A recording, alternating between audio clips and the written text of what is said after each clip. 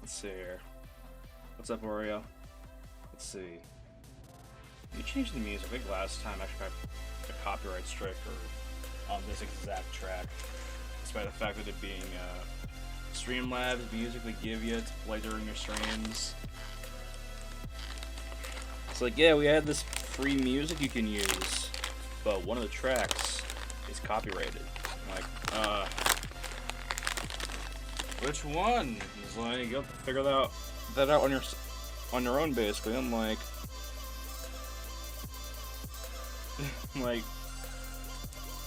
okay, fun. I think specifically it was this track that got me copyright striked on YouTube and on Twitch. Not copyright striked. I mean, not strike, but like I got like a warning that, oh, you have some music that can't be used. I'm like, it's from your track. It's from your Streamlabs music stuff. It's like, huh? Let's see here. What am I in the mood for today?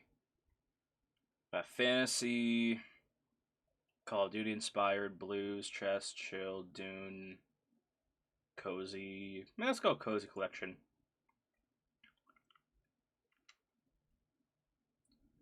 Wooden vibes. Let's go.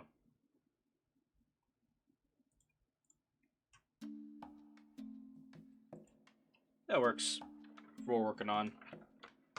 So today, working on a weapon shop. Prior to that, I was working on this guy. His name is The Branch. He's a monster, of course. This guy is not doing the greatest. Man's got sticks in him, basically. This guy's supposed to be just like a tree monster, basically. Let me go ahead and go in and work on this guy a little bit more.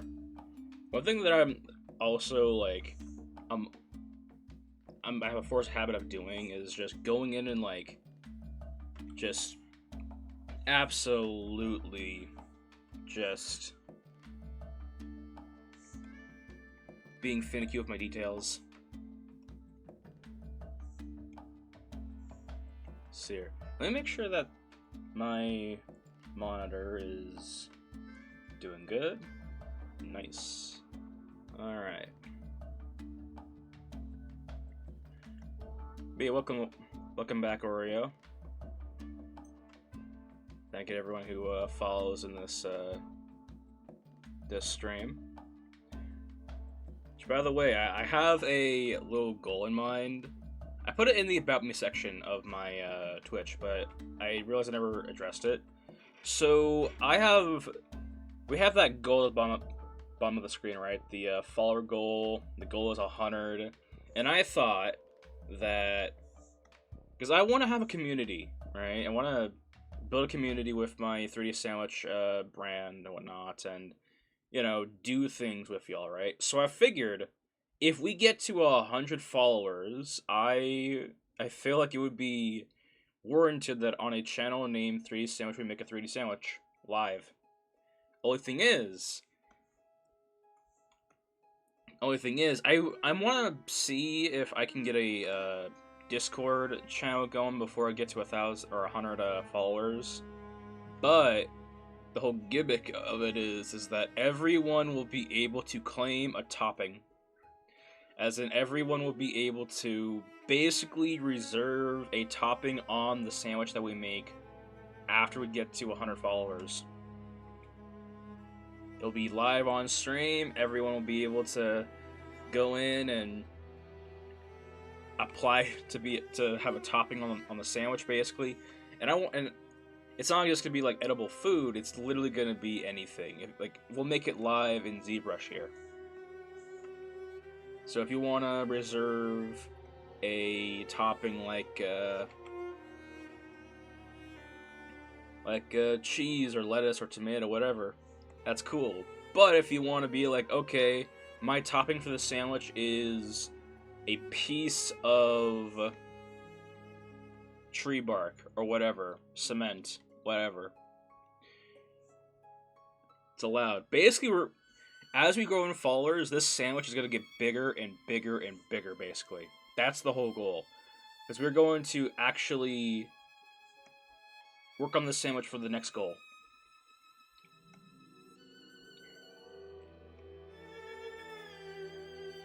Once we get there, of course.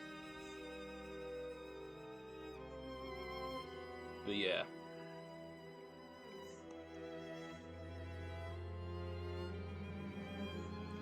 Okay, that's the goal. Alright. We get to 100 followers, and I promise a 3D sandwich made technically by the whole community. You know?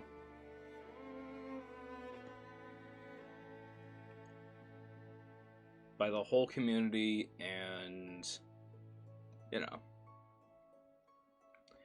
it'll be cool, I think.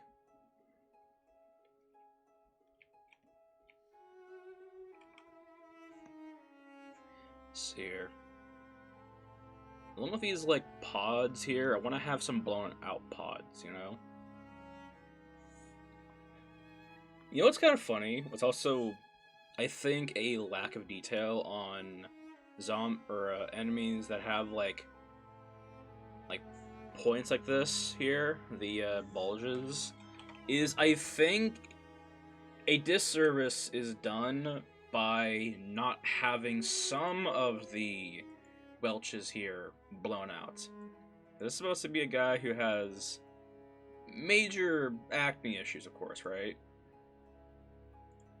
This guy is supposed to be this prickly monster, basically, right? But yeah. Alright, so let's say this is already done. This is basically done. This monster.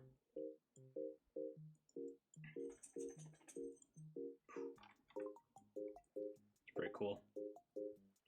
Got the little claw arm, axe hand. It's good.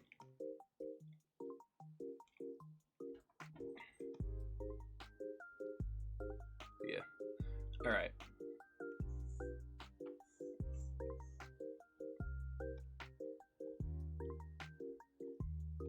Nice. Alright. Let's call this guy done for now. Let's move on to the main event. The main thing we're working on today.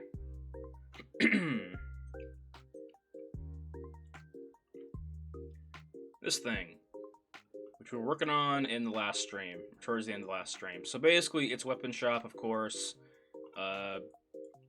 There's nothing really to hide, really. But, you know, basically, the whole idea is to get this building somewhat modeled out today. And we're gonna do that simply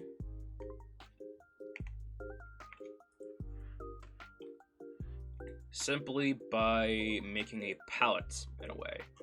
What I mean by that is, basically, we're going to prepare each copied section. Like, we have this pillar right here, right? So, we have this pillar here, we have it all UV'd out, so if we modify this, these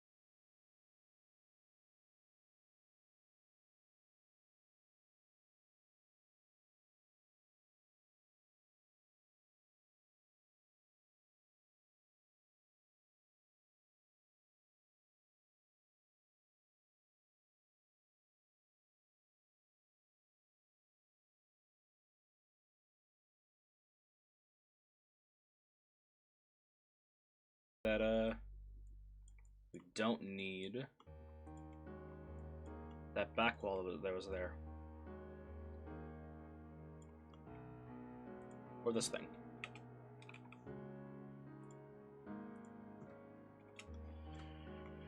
Alright, let's see here. Go up. It was 6.6.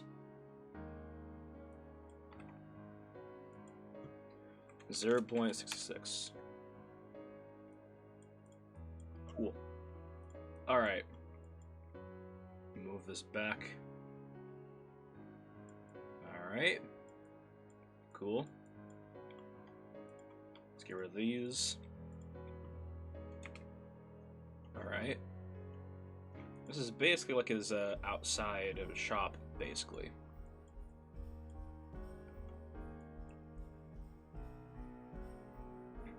Alright, so let's go ahead and do this.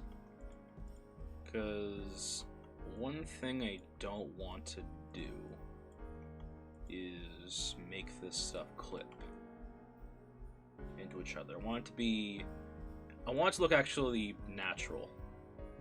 Natural to the degree of, like, you know, this is basically just how it is. Better yet, let me go ahead and do this. So, let me go ahead and take this wall, freeze the subdivide, and just literally just do this. Give that a 90. Alright.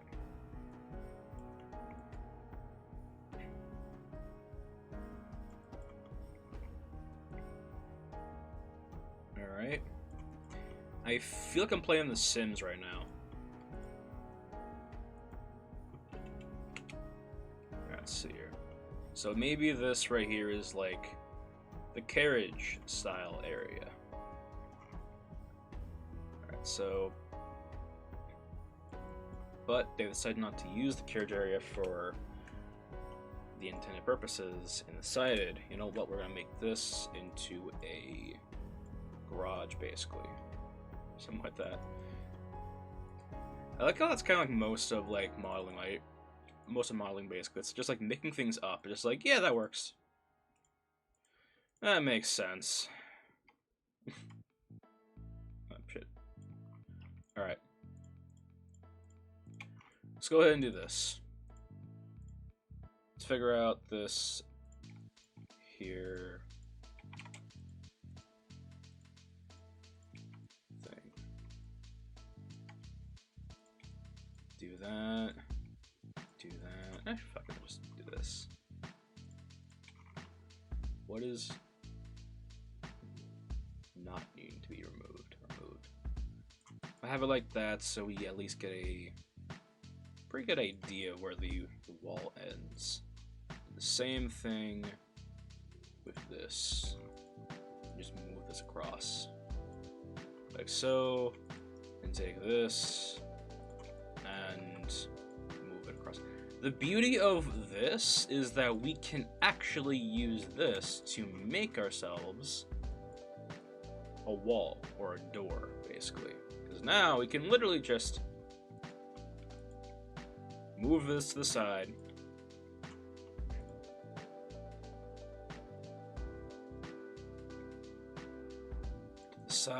And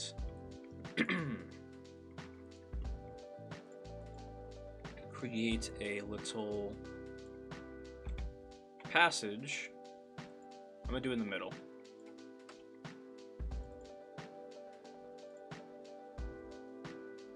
Right in the middle.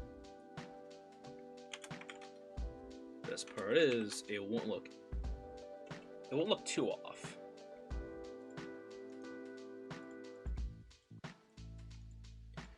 Let's go ahead and do this now.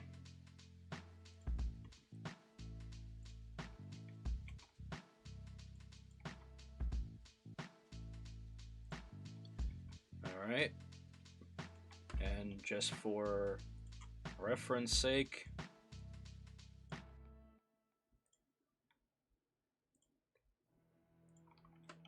Now, I'm not too concerned if it is like straight or whatnot, because I can literally just do this. Do that, and shrink it. Or put it in. Do this, do that, and squeeze together. Alright. Alright, so let's go ahead and do this real quickly. Let's say we have... What would be the height of someone? I would say right there and right here. So now we can just take that and punch a hole through it. Simple. Simple as that. Alright. Now. Whoops.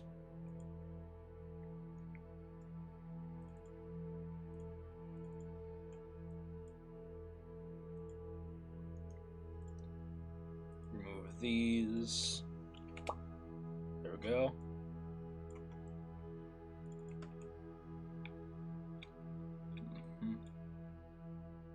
Close that in. Remove these.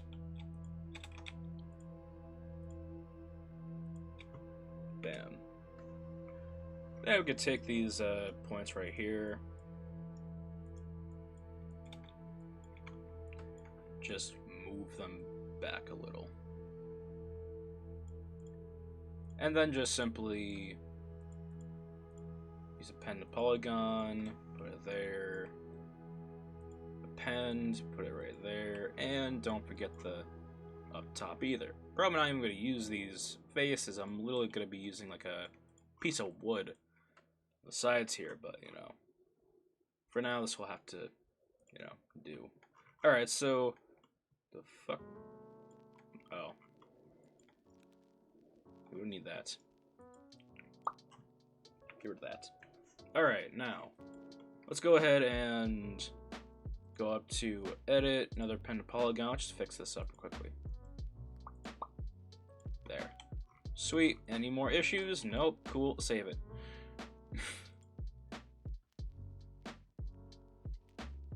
Okay. Now, let's go ahead and make sure this thing is nice and UV'd. Let's go ahead and take the polygons that were made and let's go ahead and do this. Let's go ahead and do camera.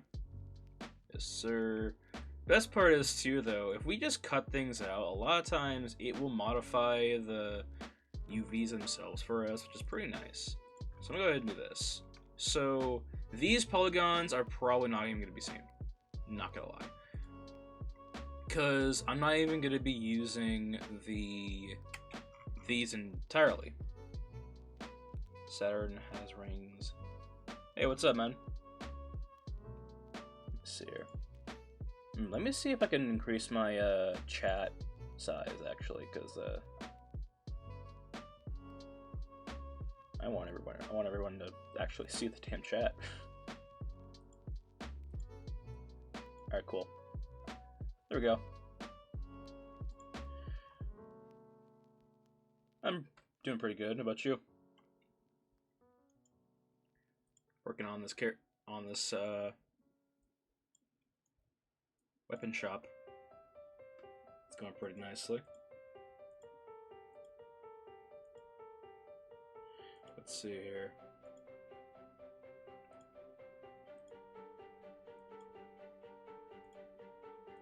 One of the problems, one of the technical issues when it comes to modeling is like you don't want to like single something out or like cause it to look shitty, right? Because I know for a fact we're not even going to see these like flat points here, right? But I don't want to like disregard them because we might actually see them at some point during the final render. So it's like I don't want to like completely disregard them. I don't know. There's a chance we'll see it. The player will see it. Kind of, I don't know. So yeah. And by the way, for those new to the channel, the gimmick of all of this is that you have no idea what I'm working on. Yes, it's a game, yes, of course it's fantasy, you know, weapons and whatnot, of course, but the idea is that you don't know what the game is going to be on. Or really the genre. I mean, it's gonna be, you know, fantasy, of course, but like the genre-wise, or how would I phrase this or term this? The platform it's on, you wouldn't really predict, I think, especially for 3D. Especially for 3D. So that's the little gimmick of the channel. Y'all can take guesses of what it is and whatnot, try and figure it out, or you can just sit back and chill and, you know, sit back, chill, and just watch the bullshit unfold.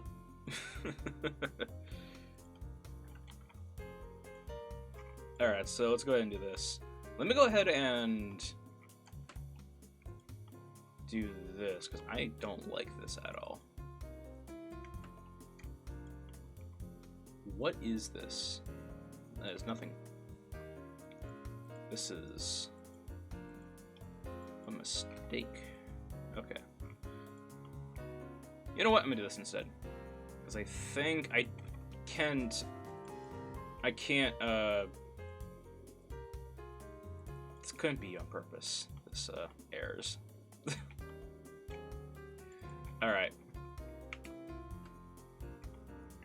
I know for a fact we're not going to see the bottom of this entire area. Or this entire, place. So, I'm going to go ahead and remove it. Or was that what I was going... No, it wasn't what I was going for. Plus, it sucks. But yeah. Doing alright. Good. I've been doing streaming for about 3 weeks now. Just the 3 days a week, times 4. And I feel like I'm starting to get into the habit of like this not becoming strenuous to me. Because I always want to do streaming and whatnot. But there is always that hurdle you have to go across, you know, of like, oh, this is so tiring, you know, because it's like, I don't normally like talk for 3 hours straight. So it's like going like from just sitting here silently working on my stuff to all of this. It's like this is gonna be the death of me. But now it's like I can just pull up stream, do all this, no problem. I can probably stream longer, honestly. 'Cause I noticed that my energy levels upon my designated time to stop streaming has like not been ruined, so it's like I don't get tired as much, basically, is what I'm trying to say.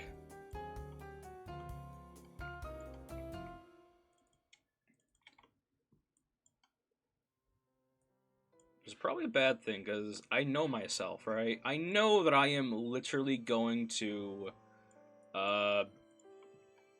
I know for a fact that I am definitely going to overexert myself when it comes to streaming. Because, like, I stream for 3 hours, right? But I'm working for basically the entire day. Like, just to be upfront, basically, you know? Like, after my streams are done, usually that was when I would be, or prior and before, I'm, like, working 24/7. So I feel like at some point I will overexert myself. I'm trying not to, but I don't know. It's kind of interesting to me. See how far I can go before I really pass out.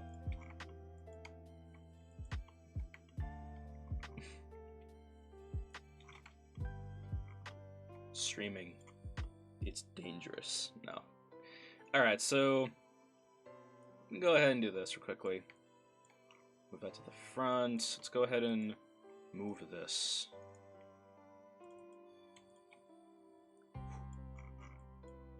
Trying to make sure my curvature is my line weights are okay. Now I want to give this house or this weapon house some character, so that's why I have the borders kind of like bent out, basically. You know, just to give it a little bit of like character, whatnot, make it look interesting, you know. But yeah, so let's go and do this. We have a back door here. Actually, you know what? I wonder. I don't wonder. We'll just do this. Alright, huh. You know what? Let's just do this. Let's go ahead and take this here and move it back. The beauty of doing a house model like this is that you can modify basically everything. Pretty much everything. So I'm going to extend the vicinity of the house. So, because truthfully there is no limit to that. Let's go ahead and move that right there, and nice. And everything's all UV'd, so eventually, I mean, essentially, all you have to do is just worry about just getting it down correctly. In fact, let me go ahead and, after I do this and push this out, this is basically just our outline of the building, basically. Let's go ahead and single this thing out. And just fix this.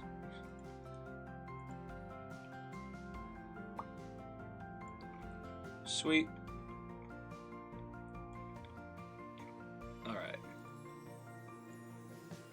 Do that, push it.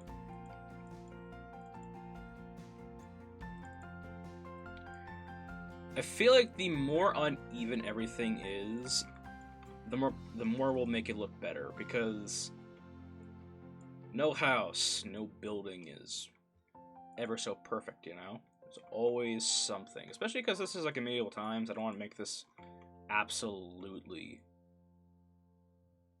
we call it absolutely perfect. So I'm gonna do this quickly. Do that. Push this to the side. We'll have this be a nice little walkway, almost like stairs coming from here to down here, basically. And maybe we'll have a little basement. Alright, so let's go ahead and take this here and do this. Let's go ahead and do 90. Let's go ahead and do this. Let's go ahead and move it up by 0.66. That is our height for everything. Let's go ahead and hit that and simply go to modify, align. Let's do that. Sweet. Alright. Let's go ahead and single this out, actually. Alright. Hit that, hit this, go up to our modify, go to our align tool, and there we go. And we'll name everything afterwards. We have everything named already, but we'll give it proper naming afterwards. So let's go ahead and do this. Right there. And let's go ahead and do this. Let's go ahead and just simply select this entire thing.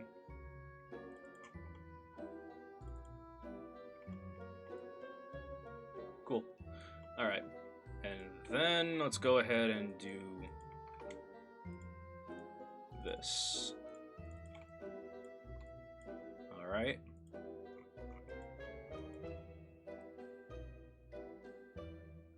Move that inwards. Sweet. I love using the UV tool to, like, you know, make life easier when it comes to modeling. Just doing this simply, it's like, oh my god. It's like, God, where has this been? All my life. I remember doing everything just by, I guess, visual. Like, you know, just looking at stuff, I'm like, Jesus Christ. Like, this is just so much easier. I'm gonna go ahead and hide the...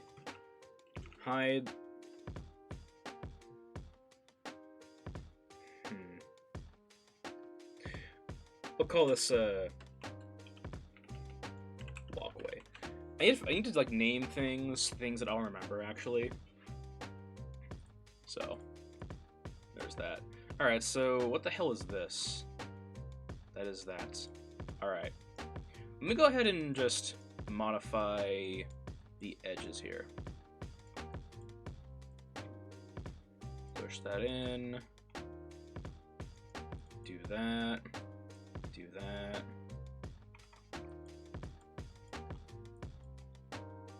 You know.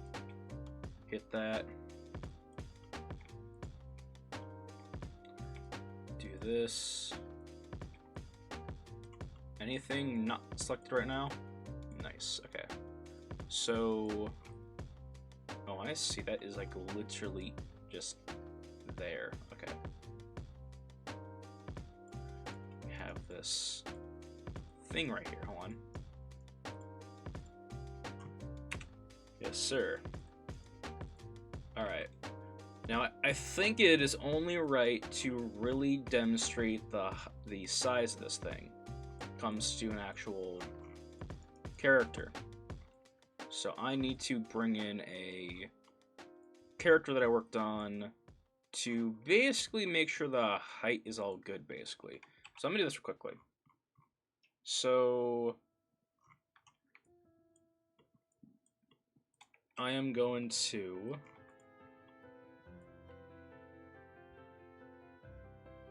let's see. Yeah. We go to our thing here and pull out one of our characters.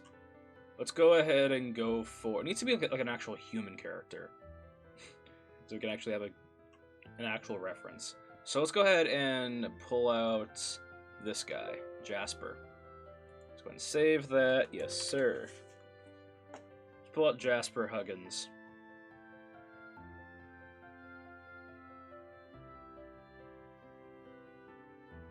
This guy is supposed to be a 6'4" tall dude, basically. We're not going to use his axe. I don't think he needs his axe. But, you know, we're going to use him as size reference to make sure this entire thing goes over smoothly. Basically. And this is what we're going to do. We're going to hide his axe and we're going to go ahead and go into T-pose. Or, how do I say this? Transpose master and T-pose, I mean. Alright, hold on. Alright. It's been so long since I've done this, actually, so let's see what happens. T-pose the mesh. He's a buff guy with a hammer. Crazy goatee. It's cool. It's amazing. Be a real charmer in the future, I guess. I don't know. Yeah. That. I don't care if his boots are, like, not subdivided yet. I am not caring about that yet. Personally, this is just gonna be so I can just see what this looks like, really. So, let's go ahead and go to Decimation Master and process current. Now this won't be the actual apology of it. This is just so I don't, like, break Maya or my computer. need to actually make sure my characters actually fit in the houses I'm making for them before I actually put them in. That's always important. Alright, so let's see here. Man, I should get a... I should see if I can get a... what do we call it?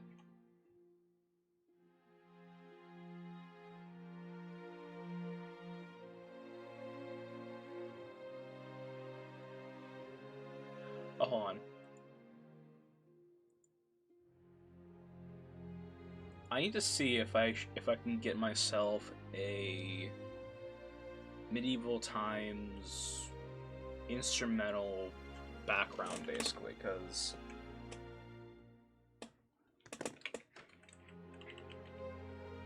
that would be pretty cool for what we're doing here. Let me reset the actual follower goal thing because I think I messed it up. We don't have 48. Or, yeah. Alright, let's see here. By the end of the year, I want 100. At least try to get to 100. Alright, so let me go up to Streamlabs music, turn that damn stuff down, and while this thing is decimating or examining this guy, go ahead and go somewhere and just...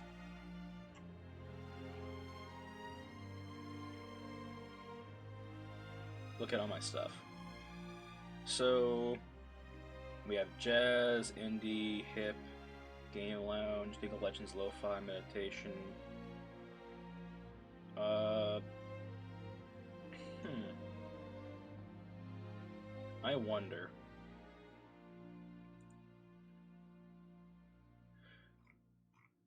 God, eventually I'm gonna go off and get like their stupid ultra Streamlabs bullshit. But a part of me is like, is it really that worth it? I may get a bunch of other stuff with it, but it's like, is it really worth it, you know? I don't know. Once I get myself a better CPU, I will probably go ahead and stream on Twitch and YouTube.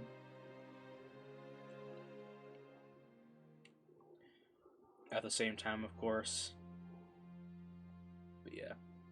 I'm gonna go ahead and do the suspenseful. I love the suspenseful music. It just sounds like I'm just doing some evil villain type of stuff. I love being the evil villain.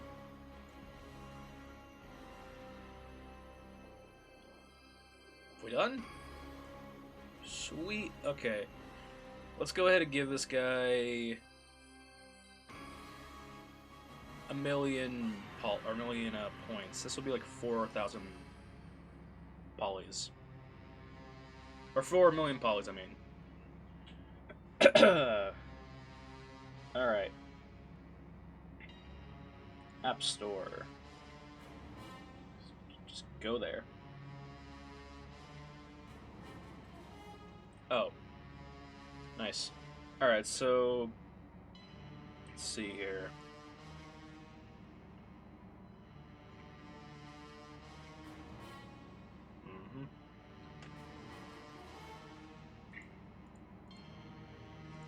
Sweet.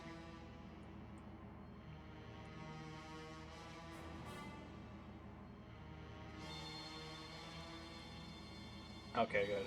I was thinking about myself, did I make this guy pants? Am I about to be ruthlessly skewered by Twitch's bullshit? Alright, here, let's go ahead and do this.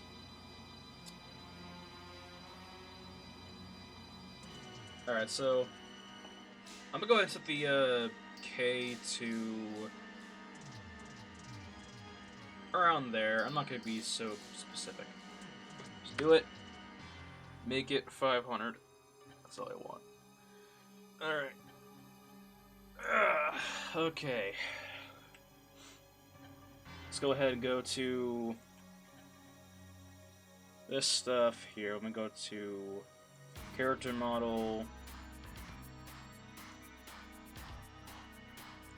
Let's go ahead and do this actually here. Let's go ahead and do size. Character size test. Test, whatever. Because I have a feeling I'm gonna have to test multiple creatures out. Let's go ahead and export. We'll call this man right here Jasper Huggins size test. They make it sound so appropriate, actually. So that whatever, doesn't matter. Visible, selected, doesn't matter.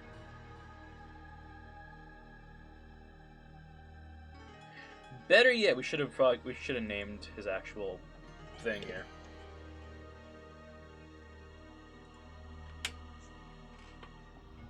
That would have been really helpful, probably. Or more professional. Let's go to rename and call this Jasper Huggins size test. Go back up here, go to export, go to there, resave it. After I make sure that the size works, I will go ahead and work on the windows and get those done, put them up basically.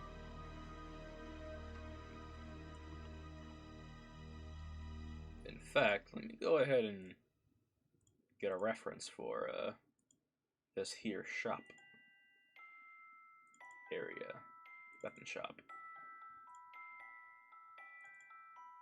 See here, was it just weapons that I was using, or was that an actual shop?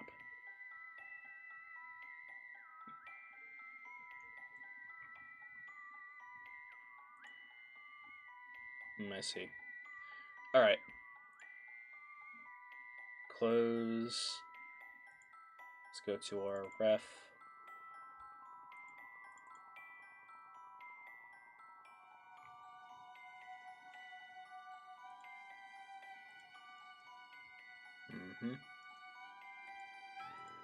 Alright.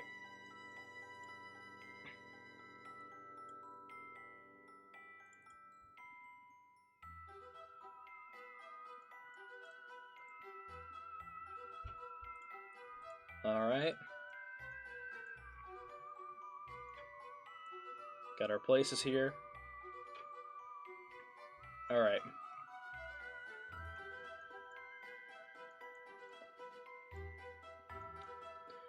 Let's go back to our character model and go to our character size and just drop them in.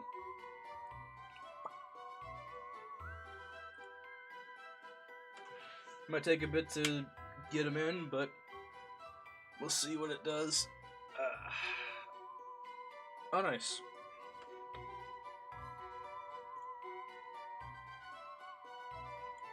Okay, where is he? Oh. Oh, I thought he was like really small. That's just him. Just who he is. Alright. Did I do service and make him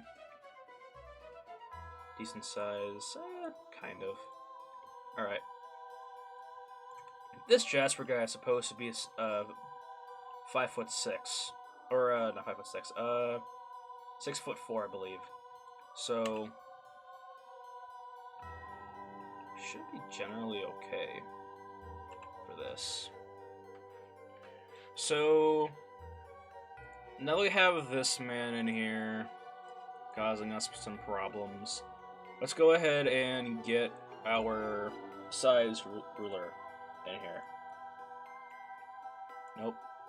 Oh god.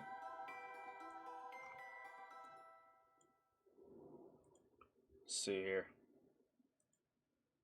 Nope.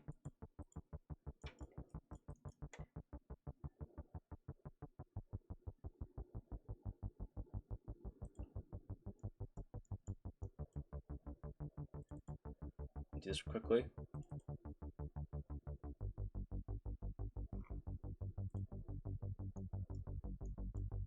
Alright.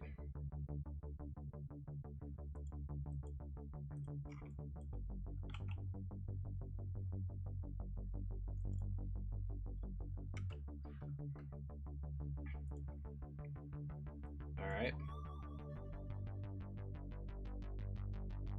Get our size ruler in here to make sure that he is like 5'6", alright? Because the gimmick of the ruler that I have, the whole idea is that it can't be...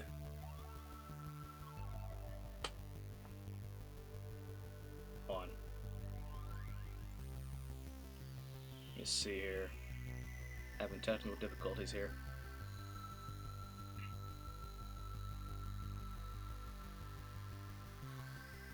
Let's see.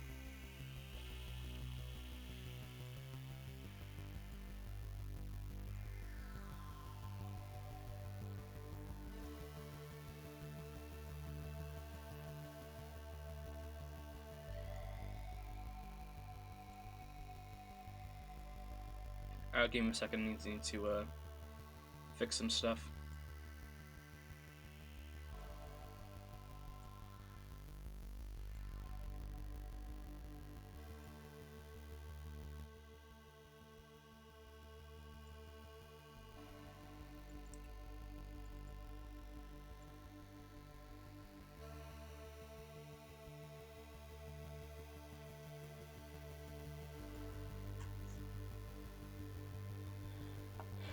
Alright.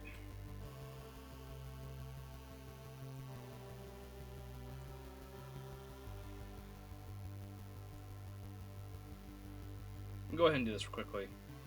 So...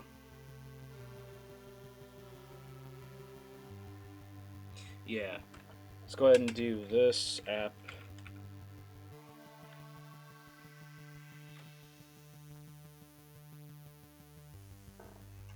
I have to go and retrieve a file.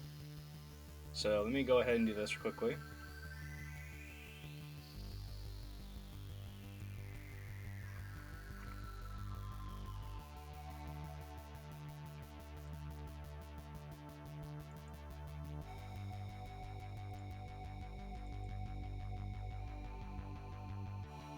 Alright.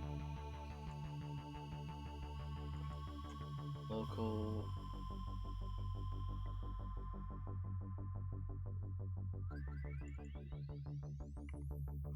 Yes, sir. So if you ever want to know how to get a Maya file back, let's say your Maya file decides to blow itself up. Whatever, you know. So all you would have to do is go to your... actually, no, I'm not going to screen share this. I actually might show off some information. Don't want to show off.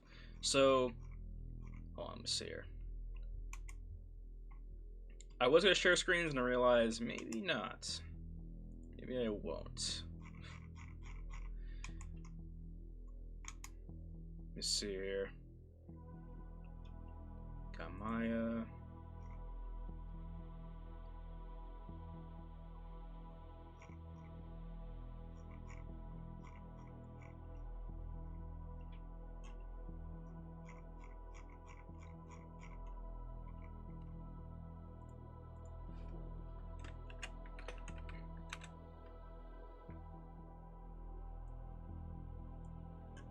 Hold on.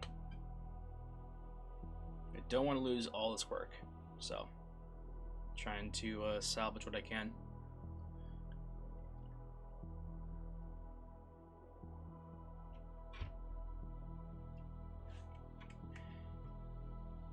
So yeah, technical difficulties going on right now. I need to figure out how to save the work that I did.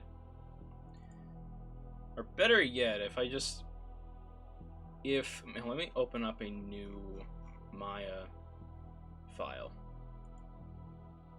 Perhaps it did mess up the way I think it is. I think it did.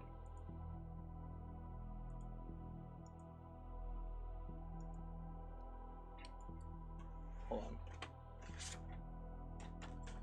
Let's see here. my hope is that I save I save the file before doing a bunch of other work. I don't know. I think I saved it before I brought in this Jasper guy. So let me see if I can revert the changes. I don't mind having to go back and reduce certain things, but at the same time, it's like, you know, I call it if all I have to do is just re-import a character model, that's fine. But having to go back and like redo like the wall or some shit, that is gonna be very annoying.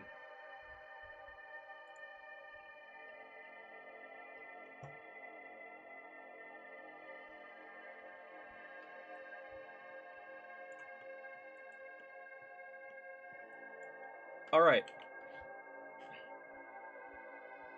I think we're good. Let me go ahead and,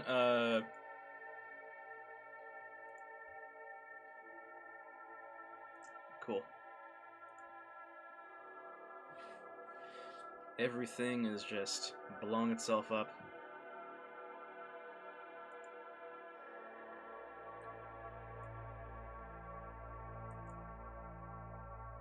Alright.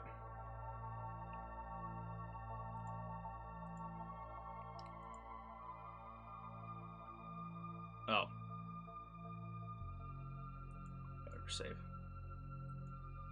Alright. Cancel out of this. Go there. So I'm working on something on my other screen right now. Just trying to make sure nothing revealing gets revealed. Because I ain't trying to dox myself or do anything like that.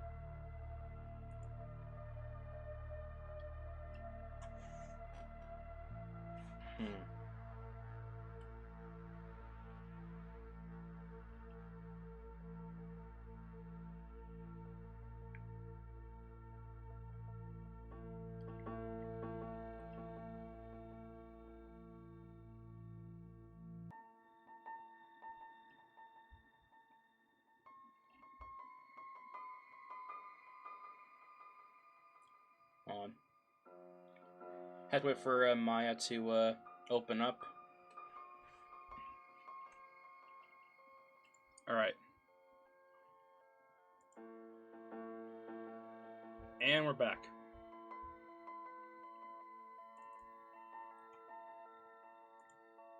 Put this back onto my main monitor and we're good. Alright. So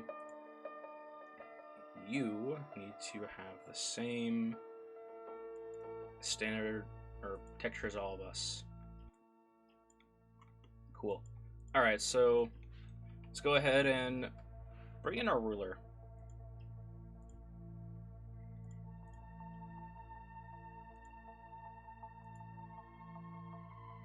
Good.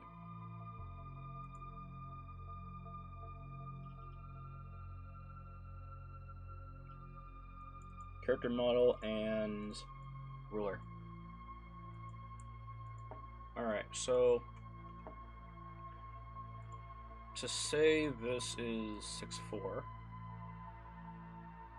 about right here.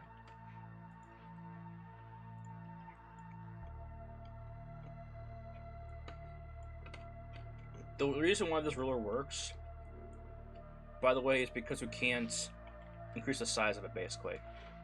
I have the extrusion stuff locked, so we can't really modify it as such. In fact, let me go and do this, actually.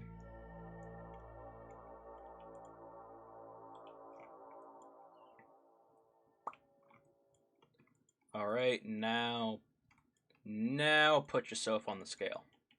See where you stand with this thing.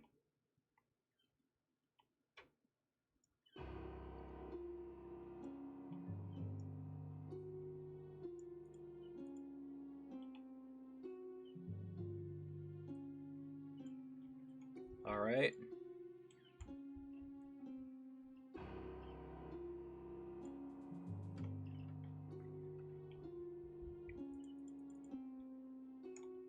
Sweet. Can we do the align tool? Nope. Can we snap it to be right? Possibly, yes. Nice. Alright.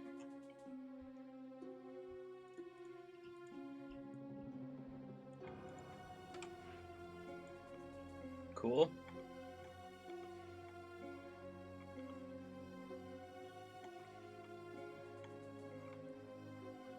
Nice.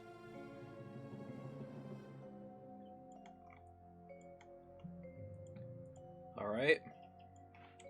Let's go ahead and move the pivot point to the floor.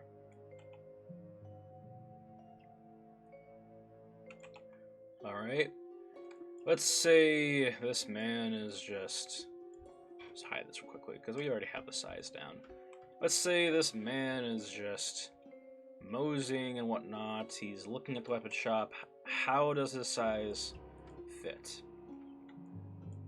All this stuff, he's like, wow, look at this, this axe.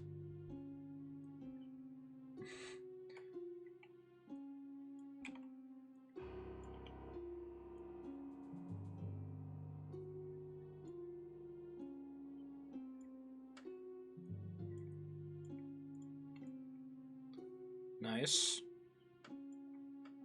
Could do that. Alright.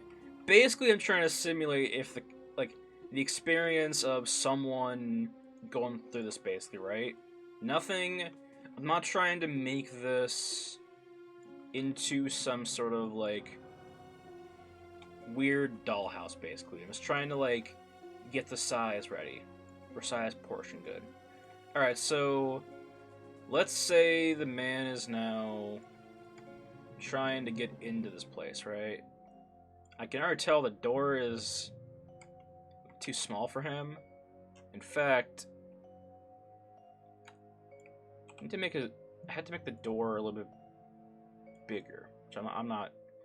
I can do. It's fine. So let's say he is right here. Man is 6 foot, so this door needs to be at least 7. Yeah, because this is where he stands. this is where he is. All right, so let's see here. The door hinges are gonna have to be increased or just raised. So let's go ahead and group this together. All right, and show me. Let's go ahead and do this instead. So let's say the door hinge is where the head is going to be. So let's say it's like right there. We would just then have to modify the faces up here to basically just be taller.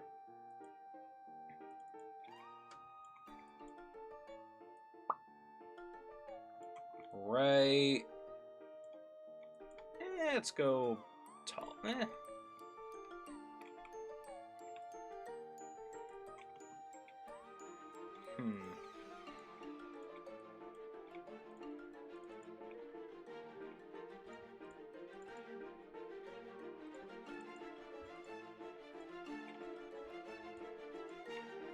Let's go there and there. Alright. Up a little bit more. That works for me. Alright, so I'm gonna go ahead and delete some of these polys here, or get rid of these unnecessary edge loops, basically. I also want to preference, too, that this is not for a platform that would warrant the need to worry about polygons, alright? Don't need to really worry about it, really. And as weird as that may sound, it's like 100% not a thing we should be worrying about, really. It's kind of like animation, you know? It's like an animation, it's just whatever makes the model look good, basically. You know? The only reason why I would want to focus on polygon count in the grand scheme of things is to give this the potential to basically do more with. You know, it's almost like saying, oh, this video game might turn into an animation, you know? But it's like, you know, it is likely either will or won't happen like that.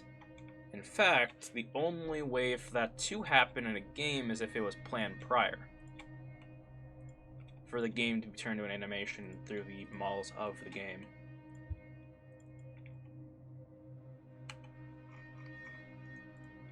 You know. Alright. Also, these aren't going to be the doorknobs. This is literally just a placeholder, so I know where the doorknob is going to be. So, let's say let's say Jasper is... The man is like right in the door frame. So that is fine. That is I would say that's about let's get the ruler out. Check the size. Because we can still modify it. Model ruler. Alright. Get it over here.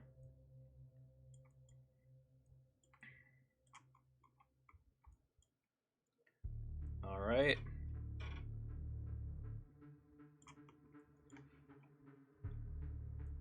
Make sure the size is good to go. So that is basically 6 foot specifically. So anyone who is taller than that is gonna bash their head on the top board here. Also, this thing isn't like raised up to the highest, so I was going to do that. Nice. Alright. Let's go ahead and do this. Let's go ahead and do that. This, that, this.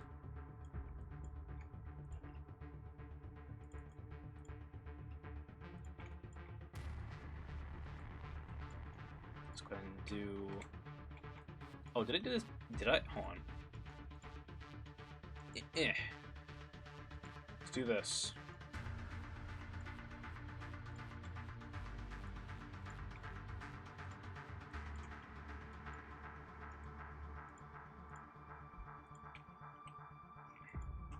Sweet. Alright, so put this up like that. Nice. Doesn't really matter where the hell these edges go, but you know, I'll worry about them now. No. Alright, so the door hinge now can be here.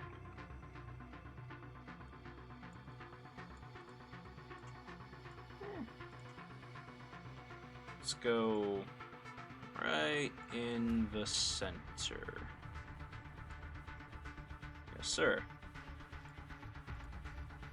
Same for... Oh, need to make this thing flat. Nice.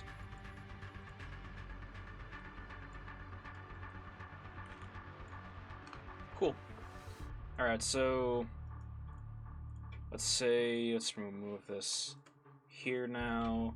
Let's say David Strong is inside. How big is this compared to him? Probably should have used one of my smaller characters, actually. Or actually, no. David's, like, this guy here is supposed to be our, like, tall guy, basically. So it would make sense for him to need to, like, for me to need to have him be of size for this place. And let's see here. And just for, you know, like, obvious reasons, I'm going to be adding in some, well, hold on. Going to be modifying the sides here so we don't get any like clipping. Better yet, let me go ahead and just do this. So let's go up with that.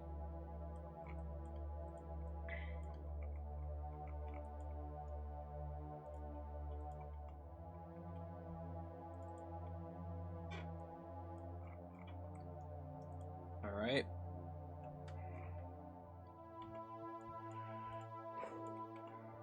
All right.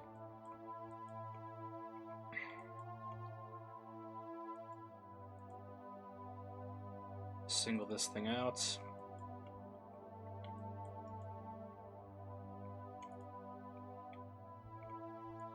Let's remove this. Don't need it. Make sure we have no endgons coming up. Cool. Move this.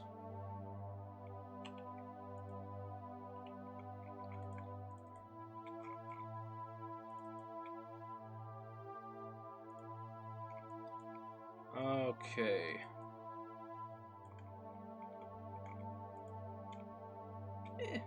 We'll use this. I'm not sure. I mean, I think I was planning on having a wall here or some shit, but I think we'll use this for what it is. Alright. Now.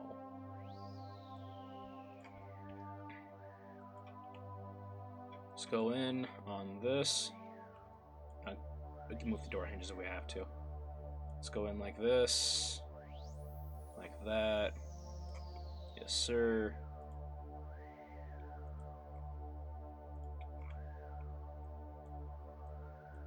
Push that in.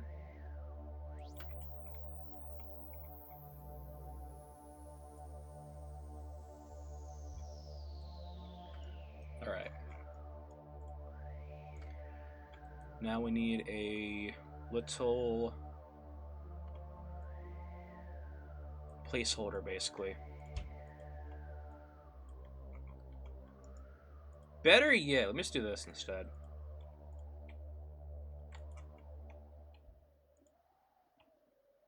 I'll just do this, never mind. Whoa. Fuck it. Hold on.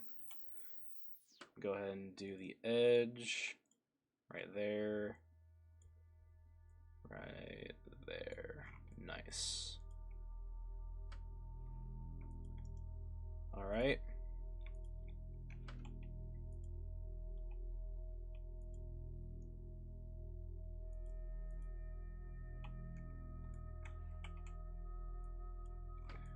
Move that.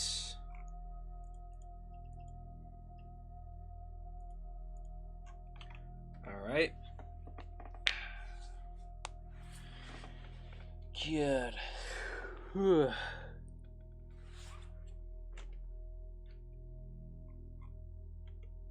Alright, so sizes of size. Let's go ahead and add our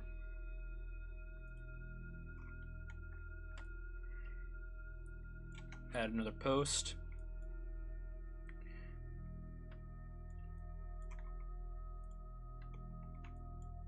Let's go ahead and do it like so. Reset, put it in. Let's go right here with it.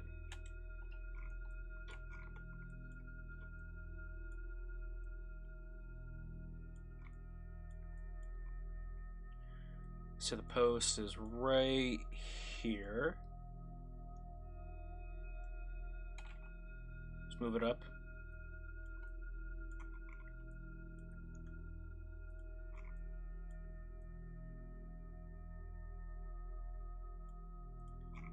Move this up. Like so. All right.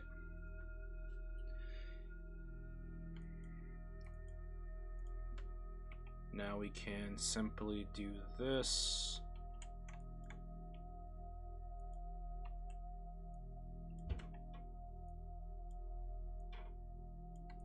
Alright.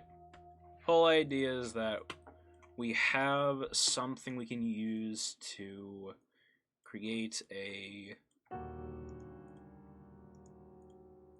nice little, like, blocking of the corners here.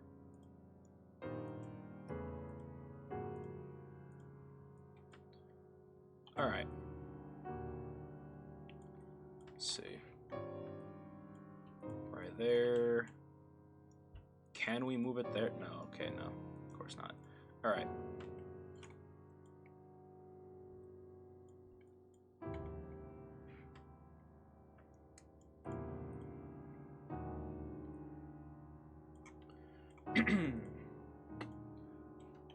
Now we move it over here. Go ahead and do one of these.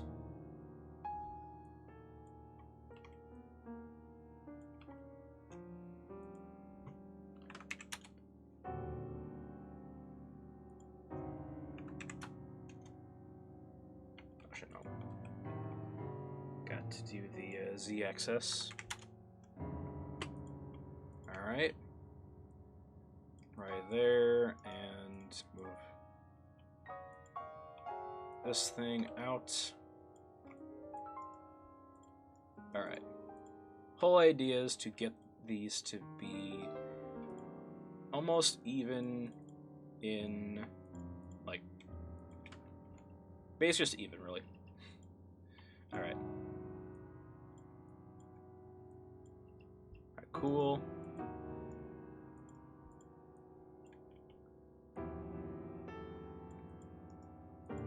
Right there.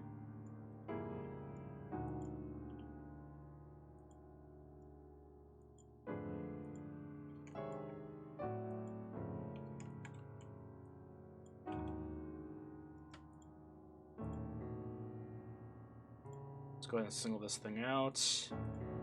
Go right there. Snap to it.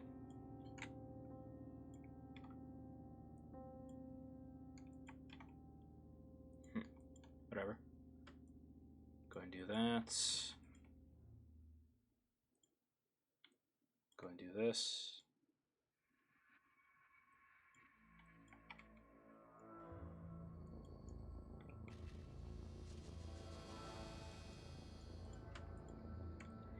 Got it. I like how whenever I'm like really focusing on something, I just go quiet, just like, alright. Don't mess it up. Don't mess it up.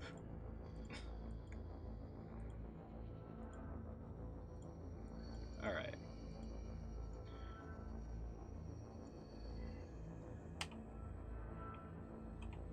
Mm-hmm.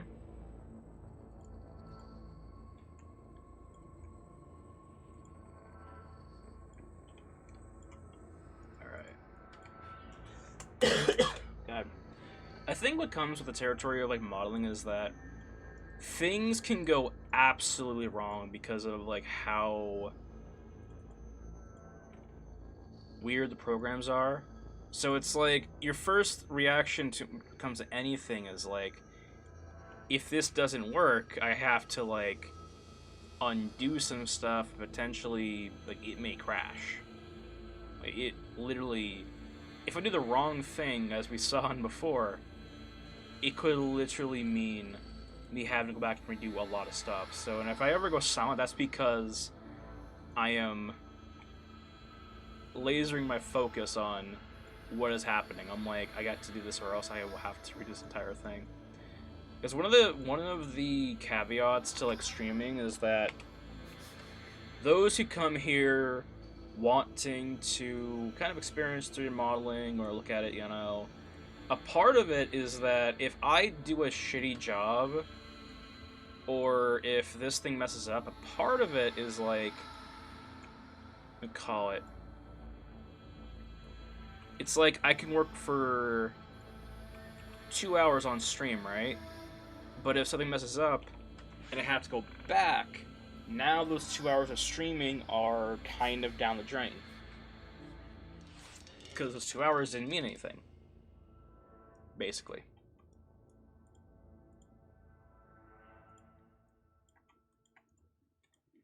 kind of the whole scare of everything comes to doing all this.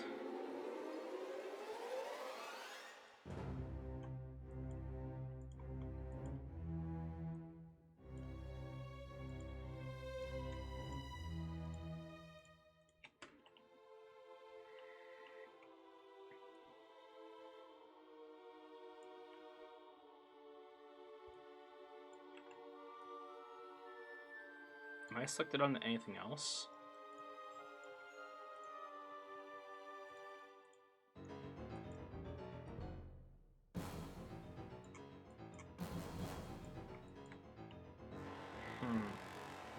Hold on.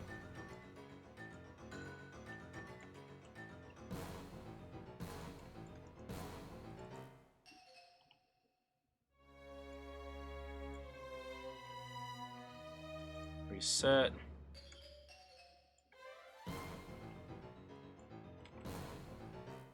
Hey, what's up, Oreo? Let's see here.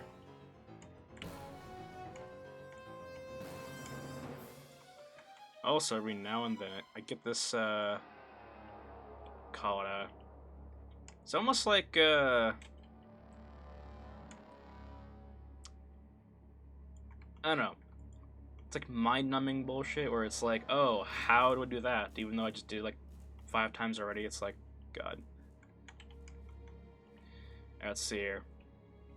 Let's go ahead and do that.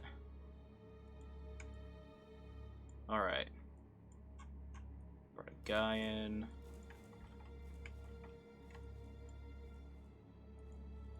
What will this look like?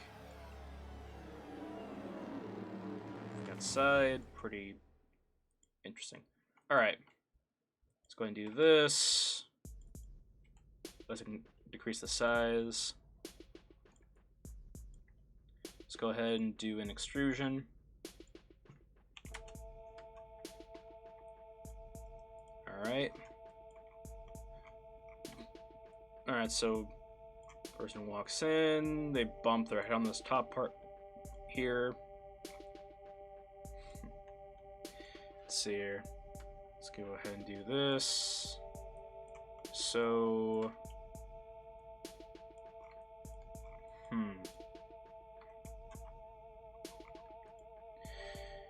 actually, let's say this is a part of the door. So let me go ahead and do this. So if we're going off of the idea that this top part here is going to be a part of what is the damn door, let me go ahead and just do this. Because there's an easy way to make a door. I'm gonna just delete this door, actually. We don't need this one. There's an easy way to make a door out of a door frame, like we have here. Let me show you. So, what I learned in modeling, or as I model basically, is that you can basically, depending on what you make next, can also help you out with what you make after. So I could either make a door, then the door frame, or I can make just the door frame and make the door out of that door frame. Watch this. So if I just copy this out and select the faces of the frame. Actually, let me just single this thing out quickly. Cool. Select the faces of the frame and just do that. We can now go ahead and invert selection, delete all of that. Now we're left with this right here, right? All I have to do now is just do mesh, reverse, go ahead and add a poly loop down here. Now we have our perfect shape for our door.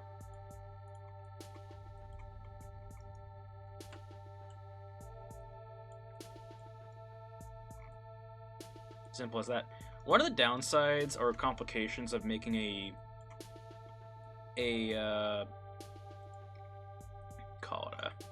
a building that's slanted is that it's kind of difficult to model slanted, of course, but it's not impossible.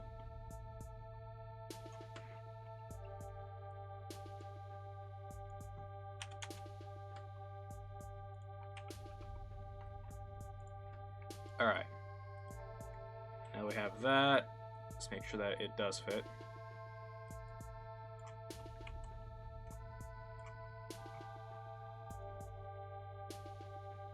Yes, sir. Lord. Let's go ahead and make it skinny. Alright. We can pop this out now. And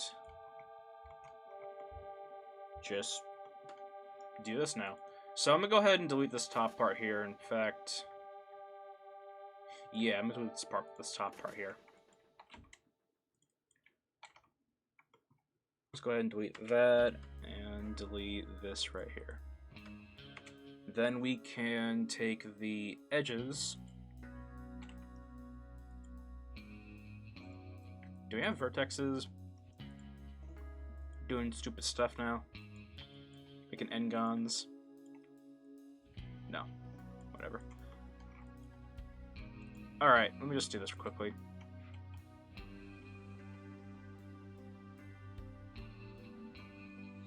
Of course. Alright.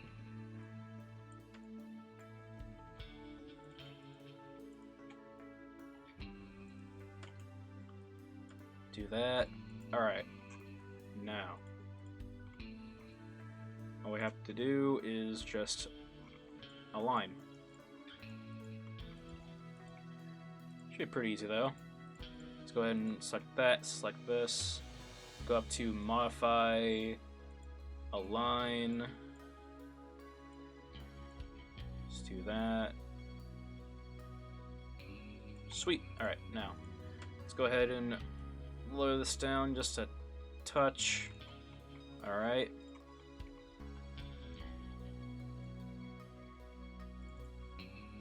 Let's go ahead and remove that.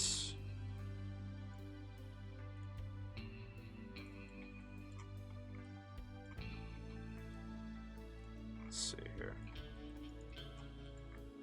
Let's go ahead and pull that together.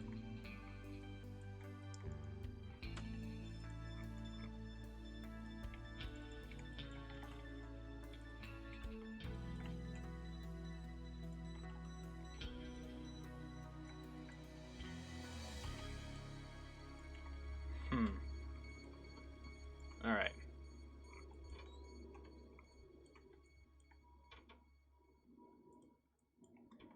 Let's go ahead and do this.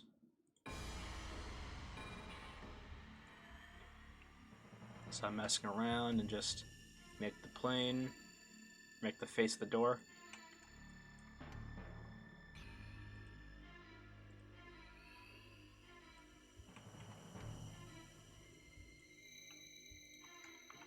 Alright. Let's go ahead and do this.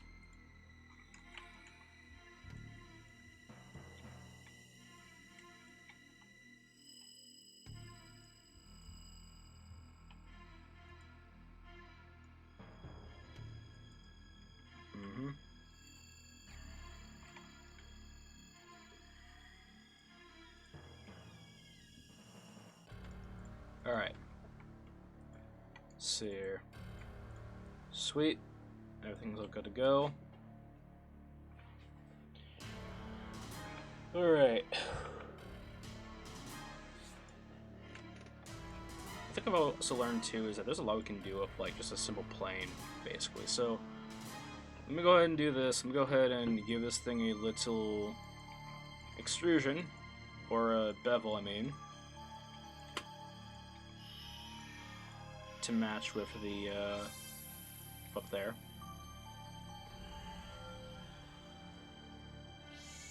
Alright, let's make it small.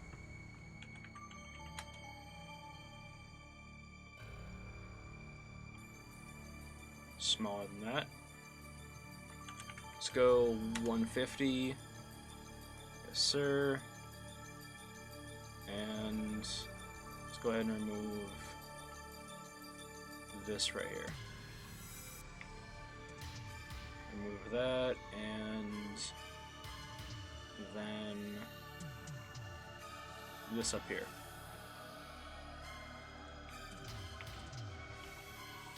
Alright.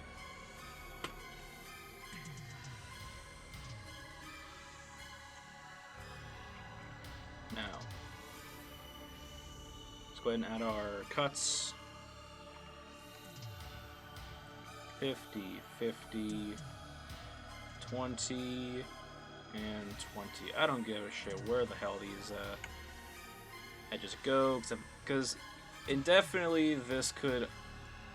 We could easily modify this to have the edge loops, or just the edge loop itself, be more fluent.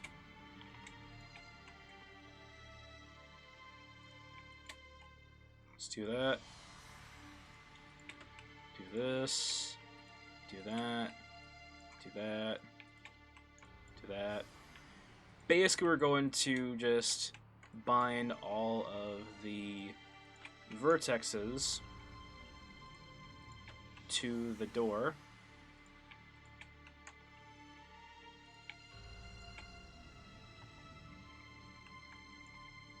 Just like so.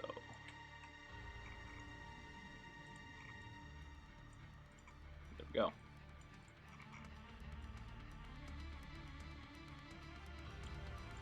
Best part is now we can just simply, if we want to, just remove this, and if we really want to, we could literally just modify and increase this entire thing.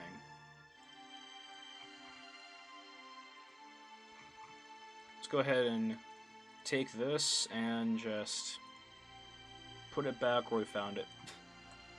Alright. So, let's go ahead and do this. Move it up. Alright, move this door hinge down. Up. Sweet. Now let's go ahead and just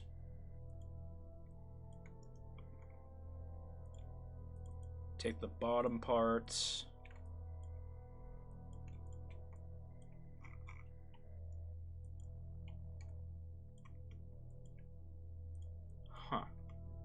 Whatever. Let's go ahead and take the bottom part and just do this.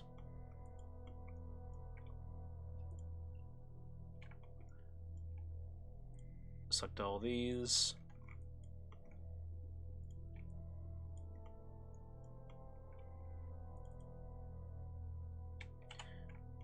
Sure to save. Hit this, hit that, hit this. Alright. Do that. Nice. Alright.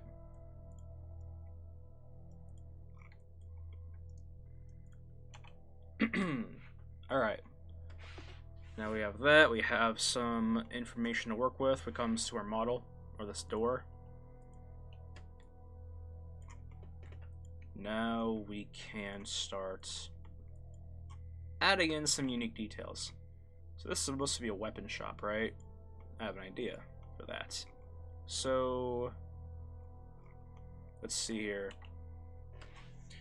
I want to make the window of the door memorable in a way. And I think I have an idea. So it'd be so stupid, but it'd be pretty cool if we can get this right. So I'm gonna go ahead and grab a cylinder.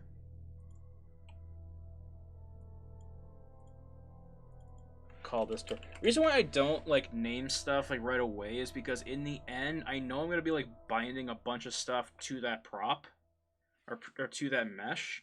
So in the grand scheme of things, a lot of times there really is no reason why to name things until the very end, in my opinion, because you know, unless you know there's gonna be like several of that thing, then name it, you know, right off the bat. But considering that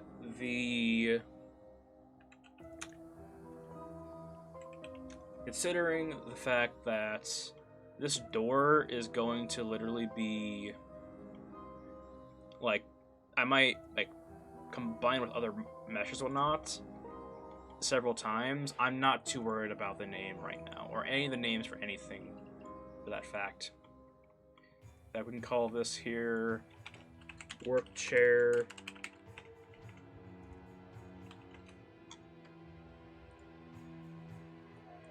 Roll chair. Pouch. Okay. Alright, so let's go ahead and do this. Basically making a window right now. In fact, let me go and take this thing out.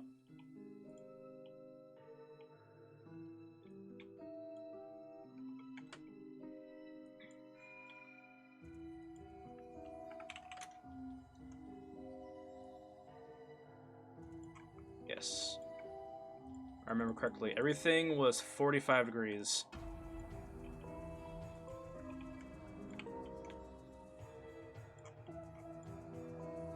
Was it? Yeah, it's almost perfect. Yeah, 45 degrees was the entire, call it like this front part basically. Shadow, nice smiling. Thank you. I'll just wait until we get to the characters one. Now we have so much to go for, or look over. Hold on. The next thing I have to do, or I want to do, like after I get the weapon shop done for today. Shit, is today Monday already? No, it's Sunday. That's how bad my time is getting messed up right now from all this stuff. It's like, is it Monday yet? No. So tomorrow, if not today, once I get my model done of the my modeling done of the weapon shop, we're gonna work on another character. I want to try and get the forest troll done, or at least the armor done for our forest troll here. I was gonna show him off real quickly. I want to get him done so we can just get down to the rigging part for him. At the same time, if I want to, I might go for a different model. Work on a different character. Because we have so many to work for. One of them that I kind of want to try and get modeled, or get done with, is one of the human characters we get started, or more or less get started on. Name is Ernie Benson. Let me go ahead and go to her real quickly. This character, let me see here. God, I love this suspense with music as if it's just some, call it a terrifying moment, but it's about to happen. Whatever. So eventually I want to modify her. I want to get her hands redone and her face redone, basically. Or at least her face, you know, somewhat more polished, basically. Be pretty easy. But, yeah. Eventually I want to get her to be,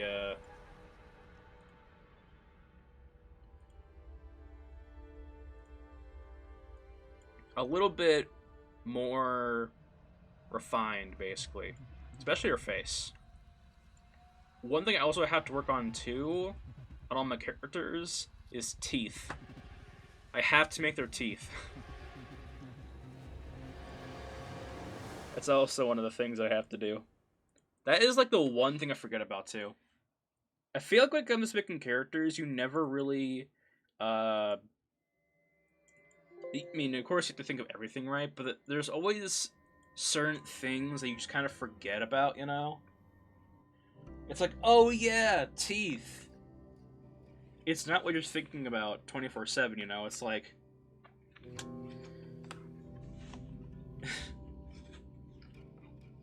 But yeah, one thing you'll notice too of my character models too is that a lot of the body parts tend to get better throughout each iteration, basically. Like, the hands here are not so bad as on the Ernie Benson character. That's because the Ernie Benson character was made years ago. I've had some time to practice my handwork, and now we are to a decent point. By the way, this is Marcus Rowling, a bard. Crazy hair. But yeah. But eventually, we get down to one of our monsters that I want to show off real quickly. Because, let's see here. Which one was it? This one, I believe. Because eventually I want to get down to figuring out this guy's whole rigging process. This guy is going to be a nightmare to rig. I can already tell. I'm going to like dynamesh everything together, of course, but this guy is going to be absolutely a monster to rig. Basically, it's kind of like all these things around him, these tentacles, are basically supposed to be leeches, right? And so they have like stretching abilities, basically. And the whole gimmick of this guy is that this man is dying, alright? We call this guy the Ghoulish Leech. His whole premise is that he is a ghoul covered in leeches that constantly is draining his blood and killing him slowly. So in order for him to survive day by day, he has to kill day by day. Basically, I made a vampire, not a vampire. I basically made a fake vampire, basically. Don't ask me how.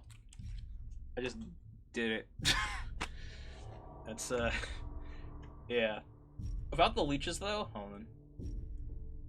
Without the leech, and go ahead and go to his, head here. Without the leeches, though, he's just a starved man, basically. If you notice, too, all of my guys, all of my monsters are always, like, starved. It's weird. But yeah. This guy will be fun to rig, definitely. Definitely won't be a hassle. And eventually, let's see here. I want to get down on. Which one was Aerial Sky again? Hold on.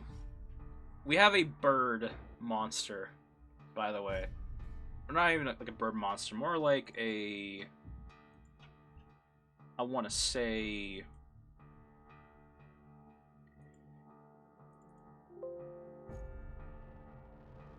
a Pegasus-style centaur.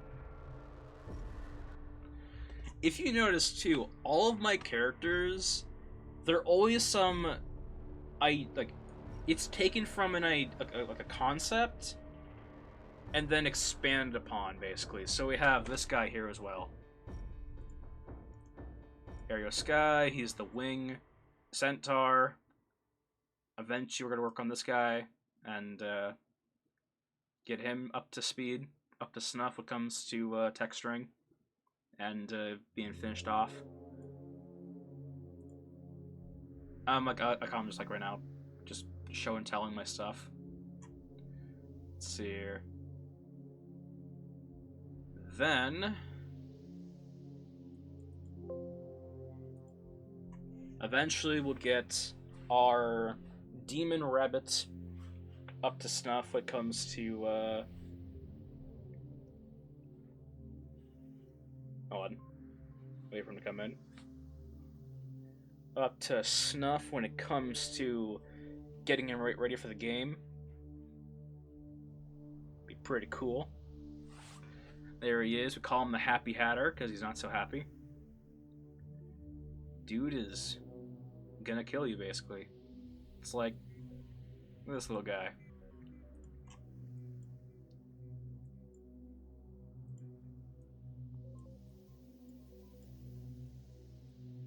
But yeah, we got a lot of characters to work on to figure out, basically. Let's see here. Remember I had an axe. Here it is. Let's see here. Yeah, we have this as well. We have our broken axe I want to work on, pristine, and you know, basically this is supposed to be like a handmade axe, by the way. Which, by the way, all right, for those who want a little bit of an insider look on the lore of this, of the story that I'm working on involving this entire modeling stuff. So this guy right here, his name is Jasper Huggins, basically. Go ahead and single him out. Jasper Huggins, right? He is a blacksmith and whatnot. Very humble guy, very interesting guy, you know? And he, in the story, is supposed to work on or have crafted this axe. Then later in the story, it breaks. It breaks, and that causes some sad times, let's just say. Definitely not a character death. Definitely nothing like that. Oh, and by the way, the symbol on the axe itself, that, is it this? I don't know. Whenever I make symbols, I always just kind of like focus on it from like a face. Like from like one side and just kind of disregard the other side. Let's see here. Did I do that for here, or did I make this look like a emblem? Yeah, no, that's what I did. Okay. But yeah. So, truth be told, all of the models that I have, they are, of course, part of a bigger, broader story. All these characters in the story that I'm writing, it's gonna be this, I want to at least hope that it'll be this half-decent story, basically. Filled with adventure, magic, these scenes we're making right now, and all this other stuff, basically. Which is the beauty of it, too, because, like, you all get to see this entire thing be made before your very eyes, right? How many studios can say they can do that? Just straight up, hey, Nifty Moss, how's it going? But yeah, how many studios can say that, right? Just like, oh yeah, we streamed our entire game for everyone to see. I understand why people don't do that, because, like, truthfully speaking, you don't want to, normally speaking, when it comes to anything of the sort, you do not want to, it is a bad idea to go ahead and showcase the project before it's ready, because it can give, like, some, like, bad impressions of the project, basically. As in, oh, it's not ready, or whatever, or the whole idea of, like, something, is this, like, literally 2 windows? It is. We don't want that. But anyway, basically, the reason why people don't want to have their projects be, we call it showcased, or of course, hold on. Trying to get to this face here. You know what? Screw it. Pull up the UVs and do this. Reason why people don't want to have their projects or the projects being disclosed is, of course, because, you know, having a project be showcased out to the public before it's ready can have some very bad backlash, because, you know, that can lower hope. That can lower the likelihood of people going and, you know, enjoying the piece of content, right? It's almost like that one Superman movie where they had Nick Cage being Nick Cage, who was going to be playing Superman, right? It got leaked. Everyone hated it. Everyone hated the costume that was leaked. And then all of a sudden they have the refined version. Everyone likes it. Everyone thought it was pretty cool. That's the reason why NDAs exist. Because it's like, you don't want to have this stuff be publicized or publicly available, because, you know, that can give the wrong impression. And first impressions matter. But for my project, I don't give a fuck. Alright? Everyone will be able to see the entire works right here and on my YouTube channel. Like, literally. Like, this project, anyone will be able to literally go off to my YouTube channel and check it out, and even use it as reference if they want to, you know? Almost like a guide on how to make something,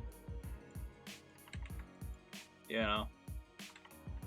Because you think about it, you know, this is technically a tutorial channel.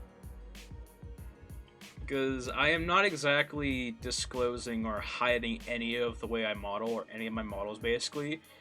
But I will say this. The thing that I am hiding is about 50% of the project, basically. Because there is a portion that I'm not showing you all. That's the gimmick. Or part of the gimmick of the channel, basically. Which you all know. The gimmick is that you don't know the overall project and what it consists of. But what I'm going to reveal right now is half the project is already done.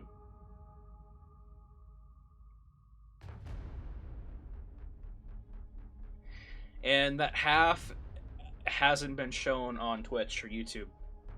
Or on my Twitch or YouTube. In fact, where is that sticky note that I made of all the things we have?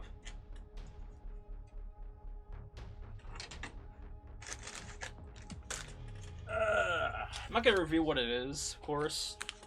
But we had 663 total assets, let's just say, we had to make.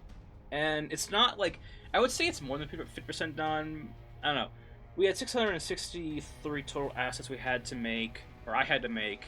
And so far, over the past year and a half, I have gotten 524 of those assets made, and about, actually here, no, that's the old number, hold on. Where was it? I have like sticky notes all over the place, displaying everything. It's kind of why I don't use a face cam, because I realize that if I had any of these sticky notes, like, just in the shot somewhere, someone will figure it out, basically. So beyond the modeling, right? Beyond the outside, in the outside work of what all this is, basically, we have 663 total things we had to create, basically. That was very important to the game. This ranges from everything, basically. I'm not going to say what, because it'll reveal too much.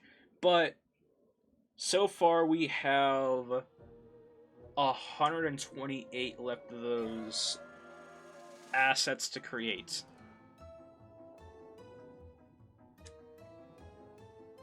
So, the project is basically almost done. The only portion I really have to worry about is the modeling section.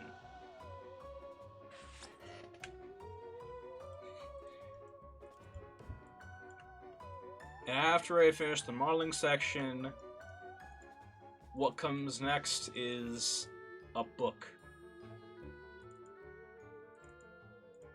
Like an actual book, like a novel.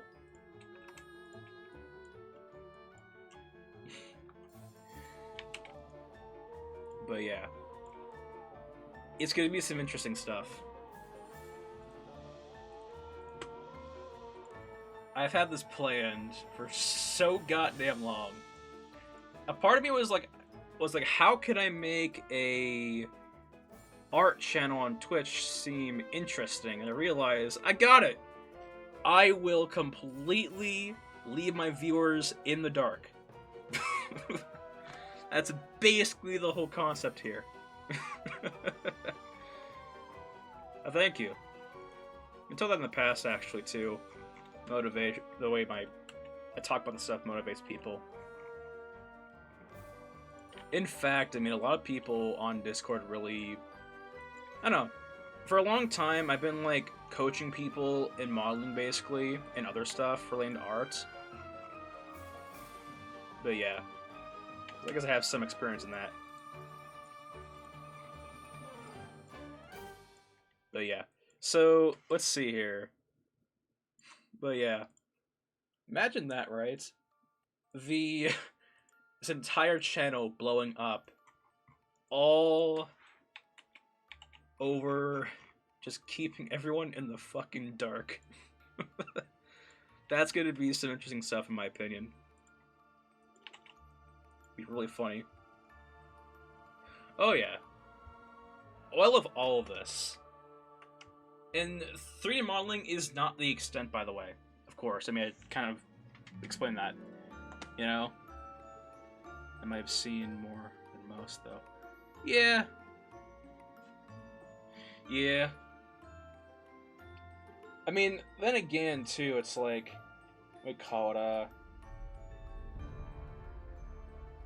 there's only a few people who I actually trust know about the overall project. And those who those who, like, lurk in my stream, the longer you lurk, or you come to my streams, the more answers you get, of course, right? Because I ramble, you know? And when I ramble, sometimes I do catch myself accidentally revealing something. Which I have in previous streams, but nobody got it.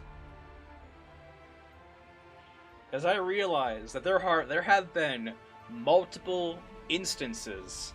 Exactly. There have been multiple instances where we call it I have accidentally opened up a window that kind of revealed everything, basically, in like just one simple word, basically. Just one word popped up one day that would have revealed everything if someone got it. And thankfully no one did. Because, goddamn. But the thing is, this is one tiny 2-second clip, or 2-second little air in the, like, 30 hours of streaming that I've already done, basically. So it's like, you know, borderline, it's like, if I do mess up, someone will have to actually dig for the answer.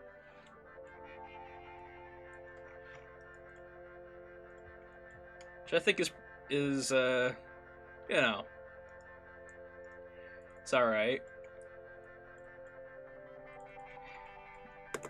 But yeah, so let's see here. So let me explain what the hell's happening now with this weapon shop.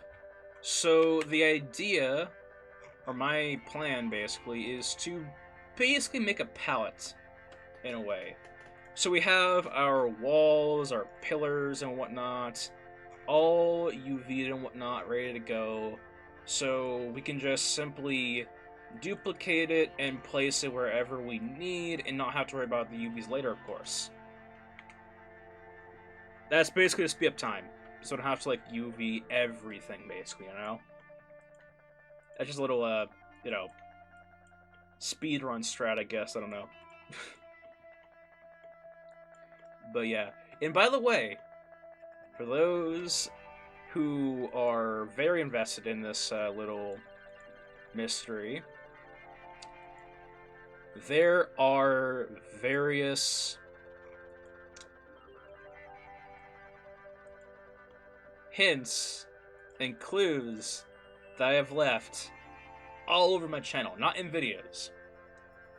Like in the About Me section, if you basically interact in some way, and you might get a clue.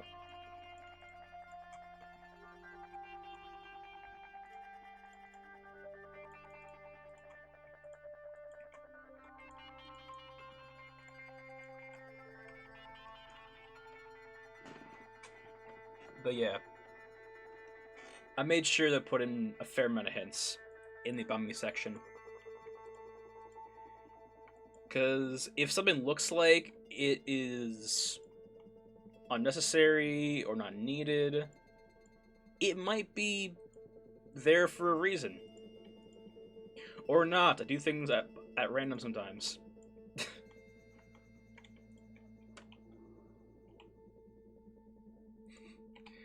But yeah. Let's see here.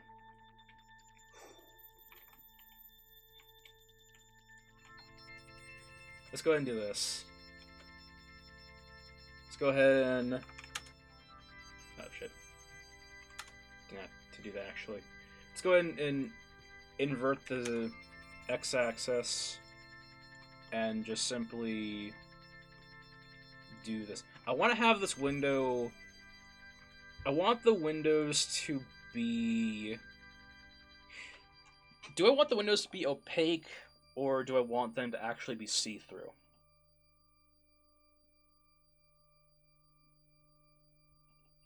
It would be better if it was opaque. Yeah. I feel... It's kind of weird, actually. It's like... For what the... Because... Let's see here. So what the overall project is going to consist of is that people are going to be able to see the art of the areas, the characters, the weapons, everything, right? I mean, of course. Thing is, if the windows are transparent, then that might reveal too much of the scene. Because here's the thing: we aren't making the entire town, basically, right? There's no need for that.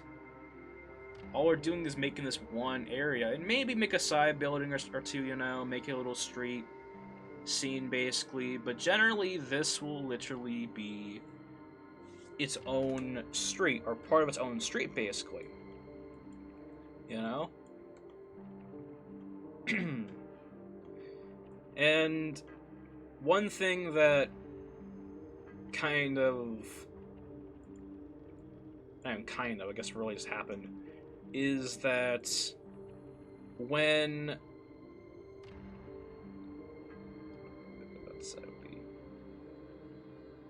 Yeah. Basically, a little bit outside, a little bit at same immersion, too. Also, we call it because I have various...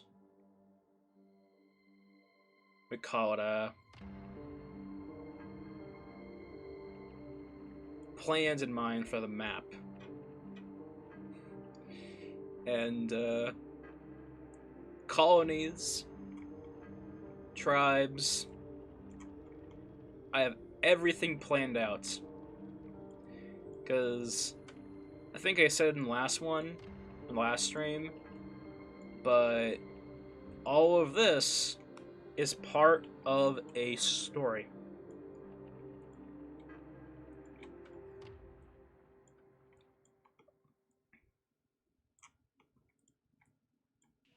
An overall story that will be told almost as a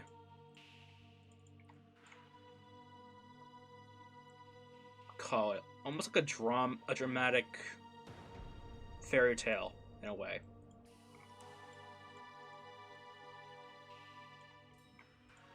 So, the areas that I do make have to be memorable. You have to think, if this is going to be for a book, why would I have to make it 3D, you know? Because this isn't for like a picture book, this is for an actual, like, written novel. So you have to think, why would I have to make this in 3D if it was going to be put into a novel? Or used in a novel?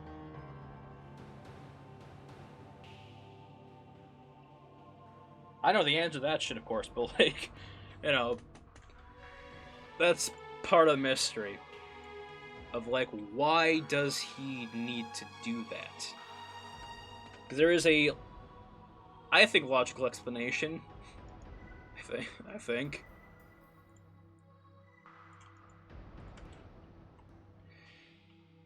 Because when you think about it, when you have something, I want to say, a world built, let's just say. In story, you always build worlds and whatnot, characters, defining moments, you know, all that cool stuff, right? But generally, you are building a world whenever you're making a book, or writing a book, basically, right? And so, with that in mind, there's a lot of examples out there of, like, what people tend to do with those worlds, basically.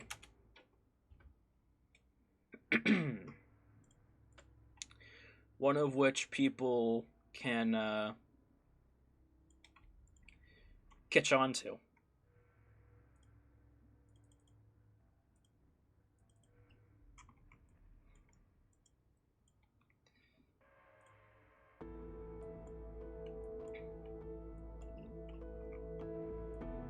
Kind of like how people catch on to, like, we call it, things in the media that have been kind of getting more popular as the days go on, you know? It's almost like, you know, like those cartoon adaptations of, like, manga, basically, I guess. I don't know. I'm trying so hard not to, like, I'm trying hard to, like, give hints, but not, like, fully exploit it. Fully explain what the hell's happening.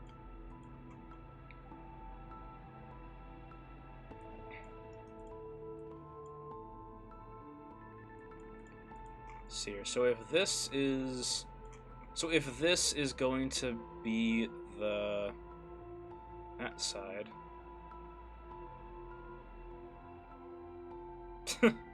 Yeah. I don't know. I'm not too good with secrets, which is why this entire experiment might actually fail. But, you know,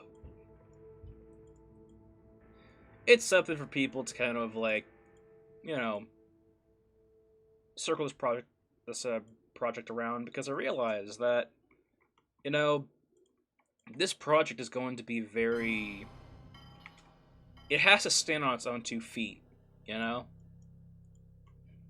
And to stand on its own 2 feet, if the project was ready today, or tomorrow, it would probably fail, right? Because there's not many people who would know about it, of course, right? Which is kind of the whole point of people, or developers, or game designers, you know, streaming their sessions, basically, when it comes to making their game, of course. I mean, it's the whole reason why people do that in the first place. But, like, what do you call it? It's like, what do you call it?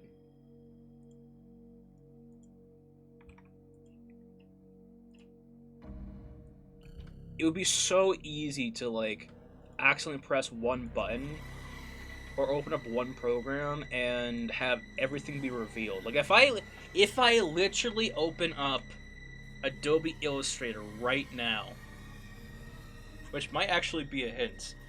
If I open up Photoshop, Adobe Illustrator, or After Effects right now, and you all got to see my save files, it would spoil the entire fucking project, basically. That's how dangerous I have to play this, basically.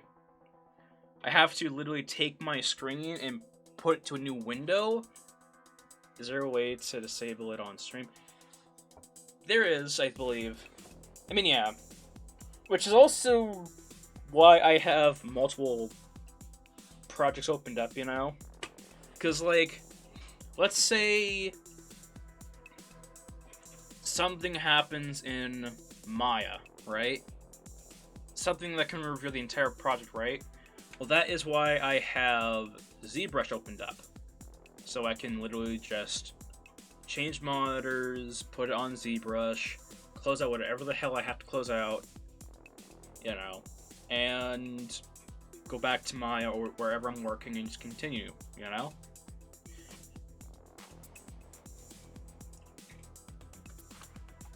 But yeah, because, like, it's not necessarily even, like, the actual, like, art of the things I'm trying to hide. It's literally just the name of it. Like, that's where we're at right now. Comes all this.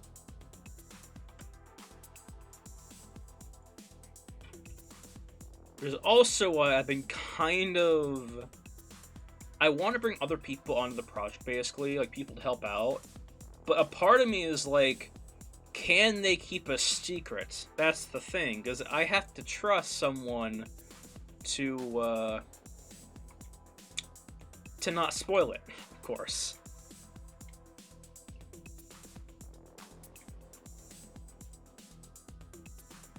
Actually, we're gonna do this quickly. I'm just gonna remove all these back portion pieces because we don't need them. We're not gonna see the other side of the window either, or the side of the window actually. So it serves no purpose to actually have all this stuff here. But yeah,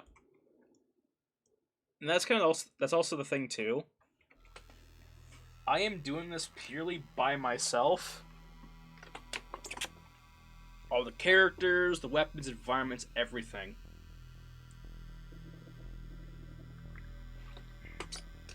And I have devoted so many fucking years. Not even so many years, I would say like 3 years probably. Doing all of this stuff.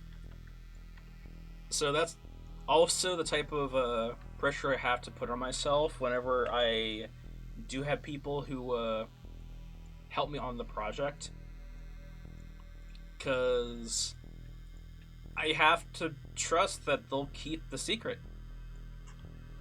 Oh yeah, the 3 years, yeah, the 3 years as well. It was more or less to also work on the project, but also to learn how to do the project, basically, because I started working on this project like a year out of college. I already had a decent amount of modeling experience, of course, of college, of course, but a part of me was also like, I need to learn more. All right, school's done doesn't mean I'm done. All right, school is done, teaching is over, doesn't mean I can't teach myself new things, basically, because when I got out, I sucked at making characters, so I figured, okay, I'm gonna teach myself how to make some characters. Did it. I sucked at video editing. I taught myself how to video edit, basically, so I can work on this project, basically. And I realized that when it comes to a project, right, anything that has to do with game design, if there are certain roles that have to be filled, a game can keel over pretty fast if someone decides to quit, you know? And I understand people haven't quit on projects, basically. You know, we all have lives and things happen, right? But me, this is my life. Alright? This is what I do. This is my activity. It's my job, it's my work, it's my life, basically. So,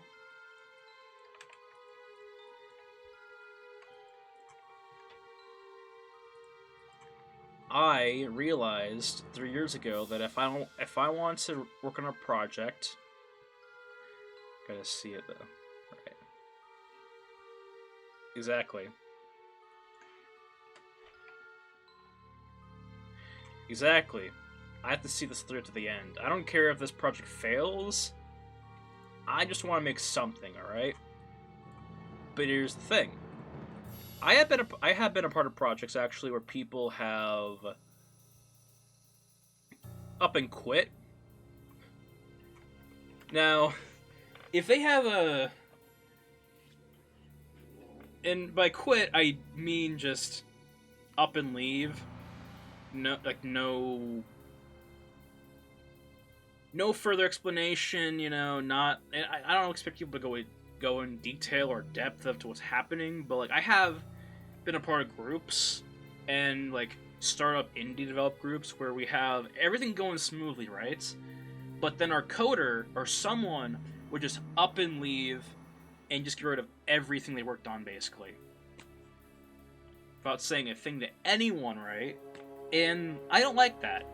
I don't want to risk having someone be brought onto the project just for them to leave, and then all of a sudden the project goes ass over tit, and we can't do anything, basically, because if someone leaves, that is it halts progress, right? And if they are an important person, or if they have an important skill set to have on the project, then we literally can't do anything until we find a replacement, right? And that can take however long. So this is what I did. Much easier to have people that match your... Basically. And here's the thing. I made sure... This is also a hint of what the project is. I am okay with saying this. I made sure to pick a project to work on that I knew I could do all by myself. If other people want to join up, cool. Goes by faster. But if anyone leaves, if anyone decides to quit, the project could still go forward. So as long as I'm still breathing, this project can get done.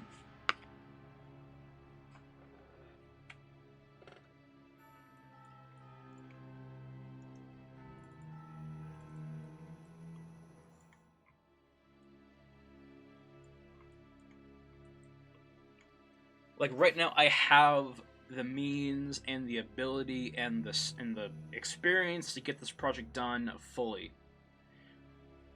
Basically, this is just a bunch of busy work to me. A bunch of busy work built on... Exactly.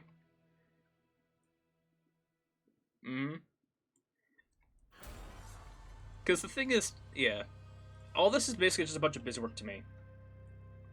And yeah, the mindset that I have for this is, like, I learned very quickly in college, when doing group projects as well, that if you want to have something be flawless, you gotta make sure that you can cover all grounds, basically.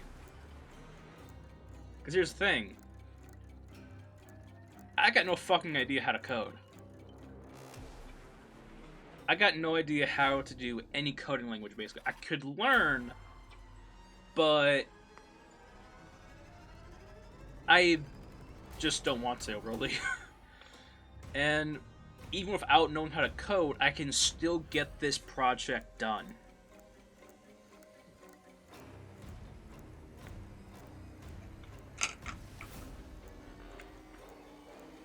Because of how I set the boundaries for myself, really, I guess. But, yeah. It's hard to get started, it gets easier. Exactly. Because... in my opinion, I mean... the way I went about this entire project is I just literally made documents, basically, of how I was going to do everything, and just did it, basically. Like, the see here. The security of a project can always be improved with a plan, of course. You know? Like, just grab a piece of paper, a Word doc, and just start planning, basically. And even if your plan changes a year down the line and the plan you're written up doesn't match with what you're doing now, change it. Because that is what I've had to do. You know, it's like, what I know today, I might have a better solution in the future. Because I'm like, I need a website for this entire project, right? And a part of me was like, okay, I'm gonna make this project or this website using this platform, right? And a part of me is like, well,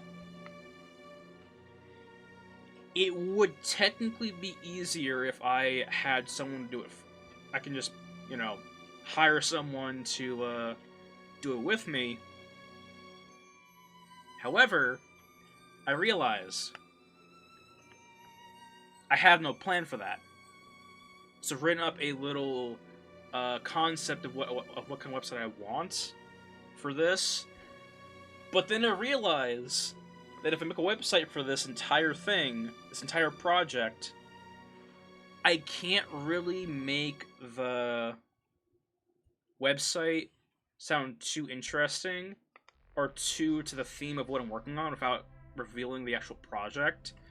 So I realize I have to scrap that entire idea, that entire website page thing.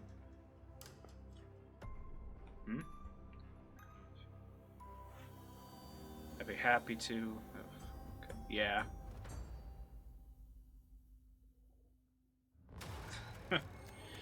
Yeah. But yeah. I don't know. Making plans has always helped me on the past. Even in college, when it comes to making a certain project, basically. It's kind of funny, too. I laugh at every once in a while, me and my friends laugh at. Like, there have been cases in college where, we would have group projects, right? And we would have to work on something together. And there's this one project specifically. Don't feel like you have to. Yeah. Yeah. Yeah. I don't know. Sometimes I do things just for insurance, basically. Like if I get lost on a project, I'm like, okay, I can just pull from this, this, and that, Because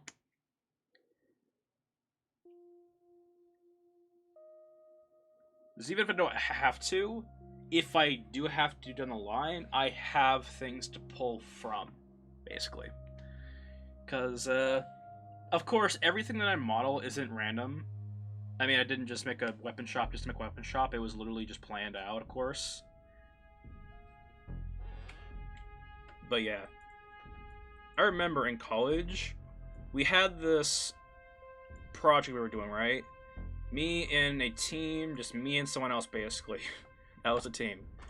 And the idea was we're going to make a horror genre style teaser for an animated short.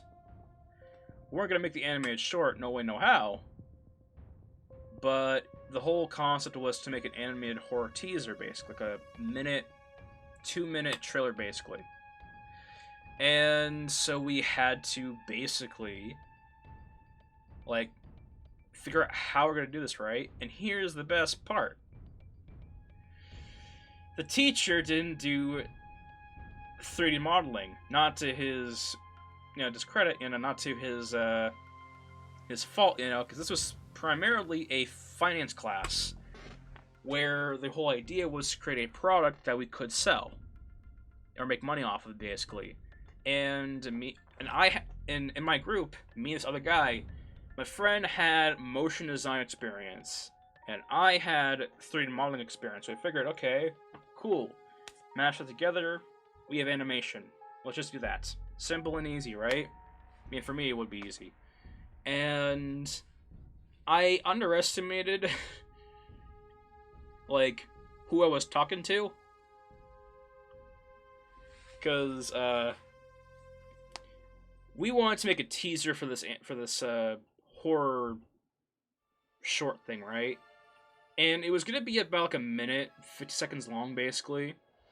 And our deadline given by our teacher was 2 weeks. 2 weeks to animate, render, and video edits a 1 minute or 50-second animation.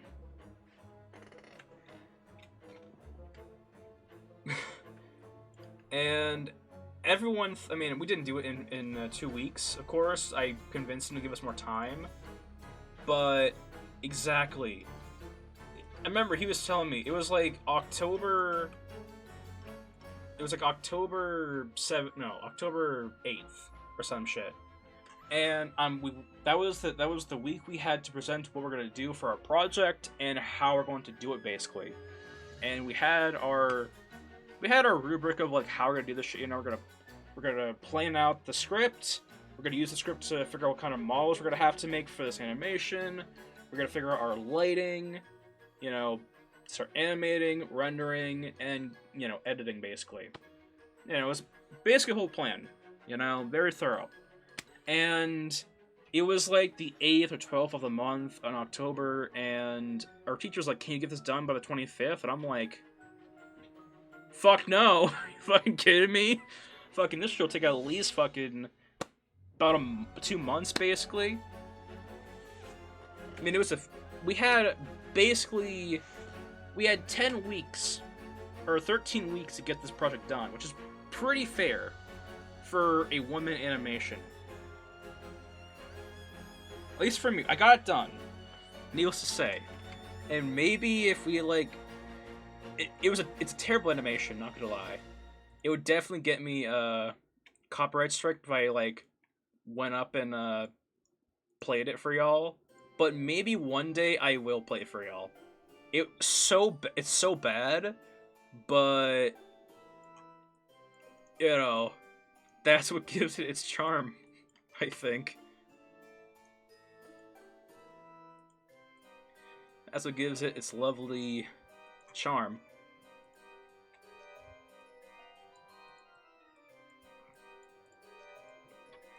But yeah.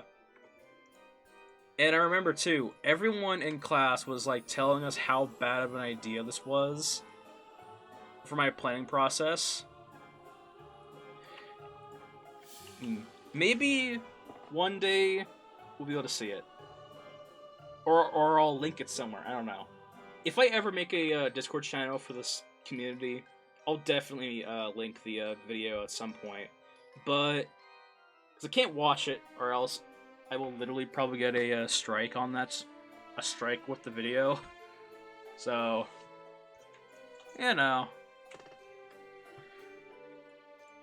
Because it's kind of funny. The video got copyright striked almost instantly. Because we knew for a fact this wasn't going to make any money whatsoever. So we figured, okay, screw it. Let's just add in a decent song and just get the easy A and just call it that, right? And the animation is called, or the animated short is called, The Bell's Toll, basically. That's just what it was called. And so you can only imagine what song we used for the bells. Definitely wasn't Metallica. It was Metallica. It was interesting, to say the least. But yeah.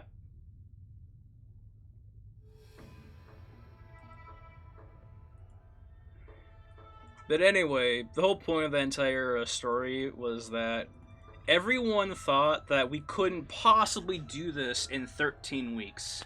Or in 10 weeks when we finished it, basically.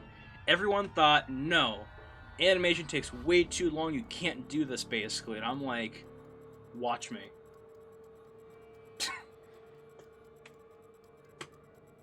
And I did it.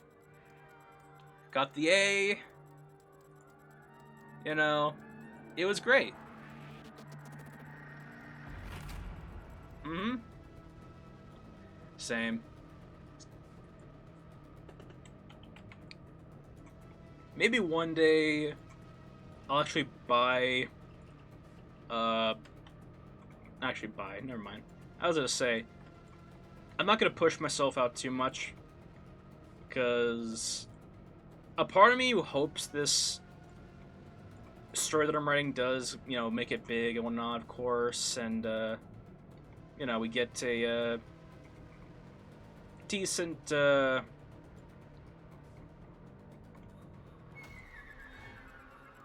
Decent amount of traction to actually get a movie made of this stuff, or like a fan-made movie or something like that. There's some potential in that, because I mean, shit, we have the models made. It wouldn't be too hard. I mean, at the time we would have the models made, so it wouldn't be too hard to actually, make something with, all of this. But what I was saying is, like, I would not mind paying for just a moment in a short film of all of this and having some song, like, from Dave to match,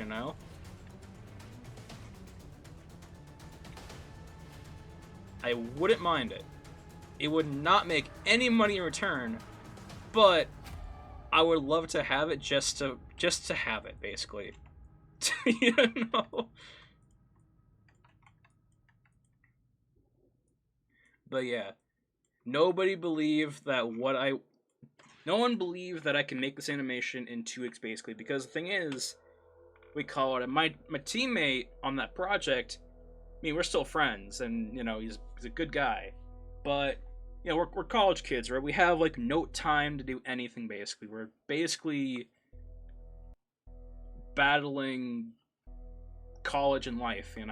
We're full-time students, by the way, at this time, and so we have like work, we have other stuff going on in our lives. On top of that, we had to find an internship this semester while doing the animation. We had 6 classes, an internship to find, work, COVID, and everything else happening. And everyone was like, you can't do this animation. It's impossible. I make a plan, we initiate the plan, we got it done. We had our stepping stones, basically. That's all it took. Just, we had what we needed to get done. We had what we needed. But yeah, I'm going to change the track real quickly. So remember, one of these songs in these quote-unquote free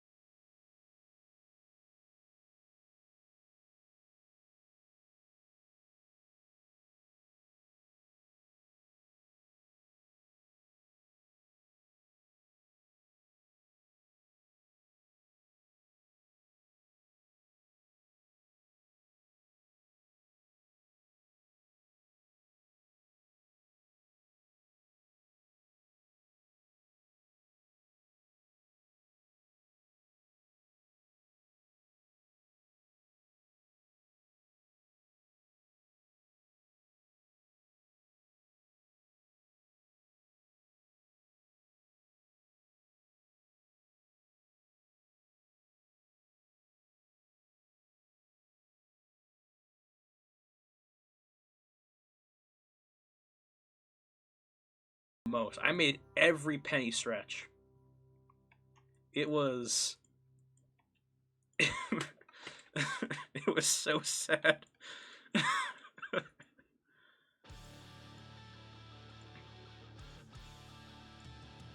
It was so sad, but personally, I like how the animation turned out.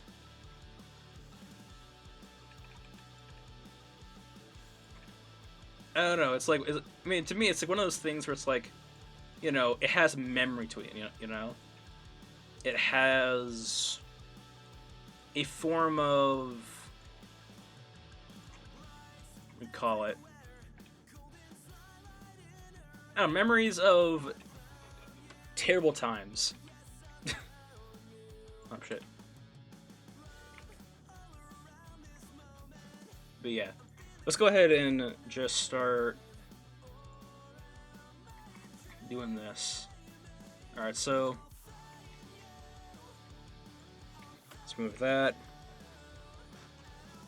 But yeah, maybe if we get to 100 followers, I will show it off and whatnot.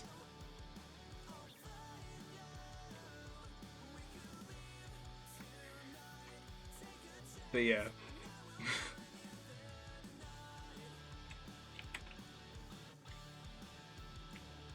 And it will be so cringy, I promise you that.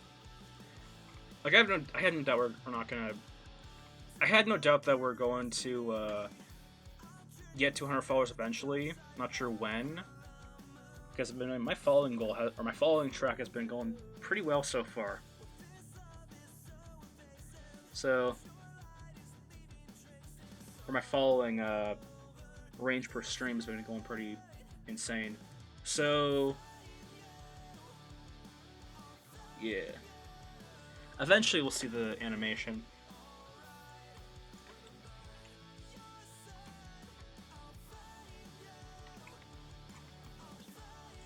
But as of right now, I gotta work on this, window. Let's see here. And the reason why I removed all of these back faces is because we're not going to be seeing the back face. Or the back of this window, basically. If anything, I will literally just... I'll literally just... we call it take the...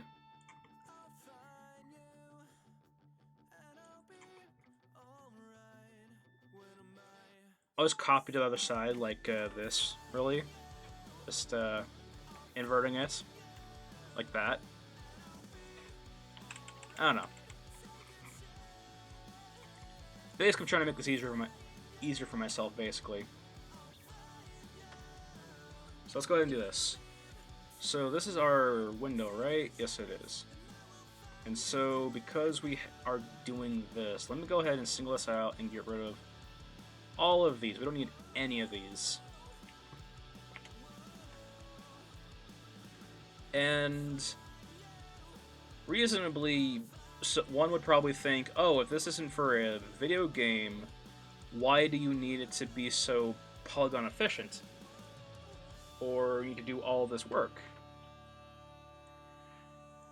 And the real truth is that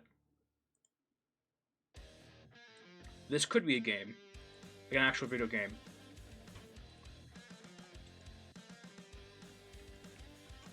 Which is also kind of funny in my opinion, because I realize that anyone who does 3D modeling and they watch me do my 3D modeling, they'll probably have like mixed reactions of how I'm doing things, because this is not how you would do anything for a game, nor would it be for an animation. However, it has potential in both fields. Not that is like the main goal, but if it comes down to it, and it warrants its own creation of that sort, or those sorts, or other sorts, we'll have that full ability to do so.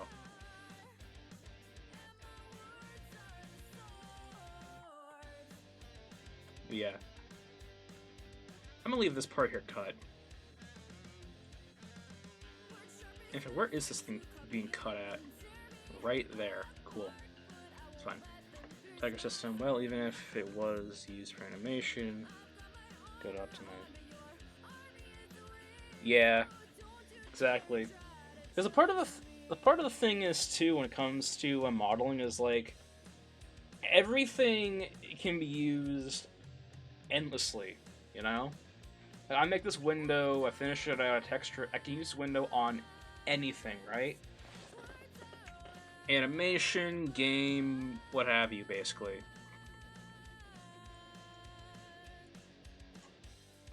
Possibilities are quite literally endless.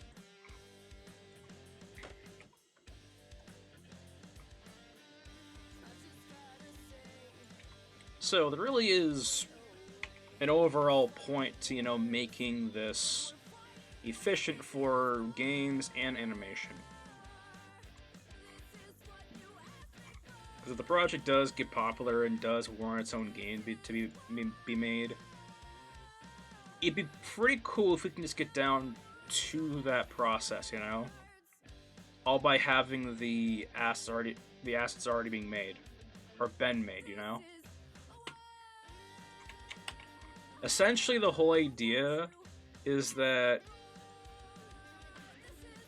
the reason why I'm doing this all in 3D is because it opens up the possibilities for so much, basically.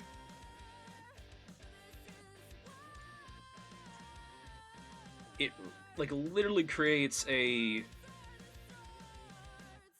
means of doing more than just one project, basically. It's pretty good.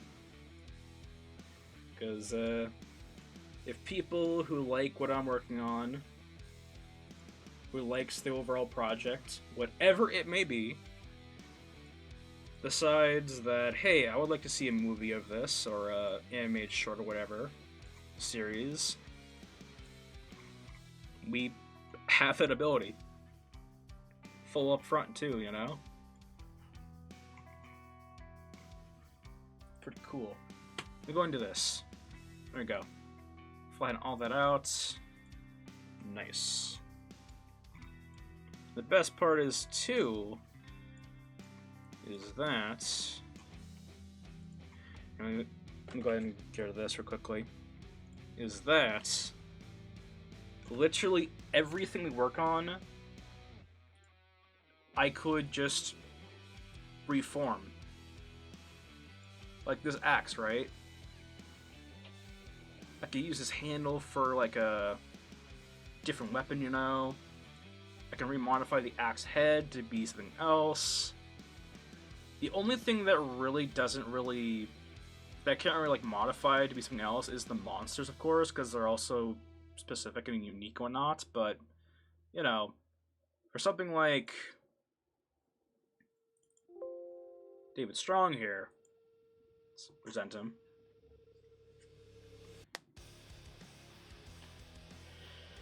Wait for him to show up.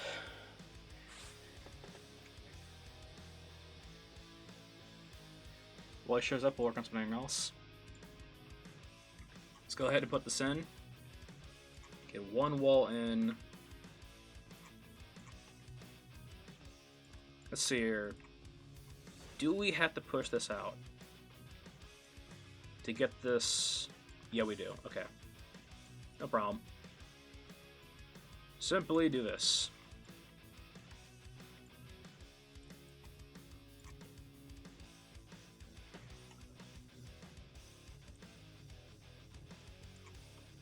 I feel like I'm playing like a very, we call it a intricate game of The Sims whenever I do this modeling stuff. It's like very intricate. Alright. Doesn't matter if it's like even and whatnot. In fact, if it looks, I don't know. In college, I learned that the more natural things look, the more off it'll look, So I'm gonna go ahead and do this. Let's say this is a very old area, a very old style shop.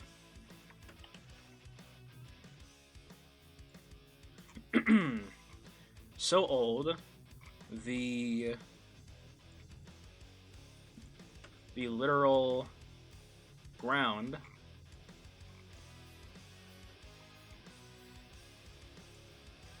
and the edges on the entire area. Whoops. No. Pull this out. Whoops, nope. Pen the polygon. The edges are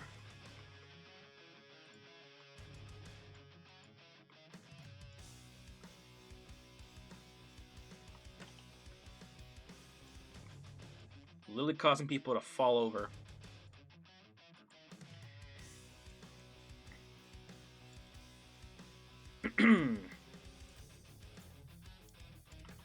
See here.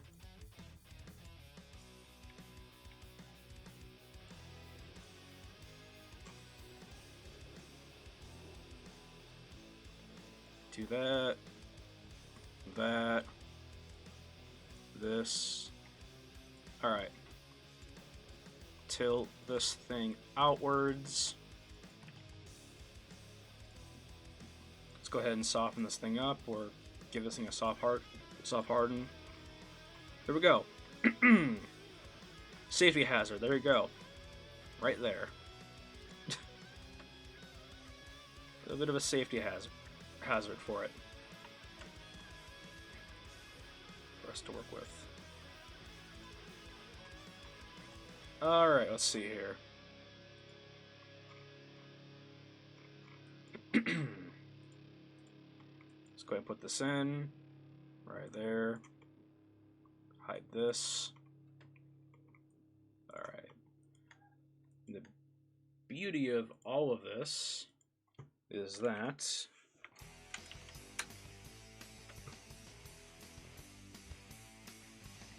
we could literally hide the seams so easily. Hold on. Let's go ahead and do this. Let's break this in. Let's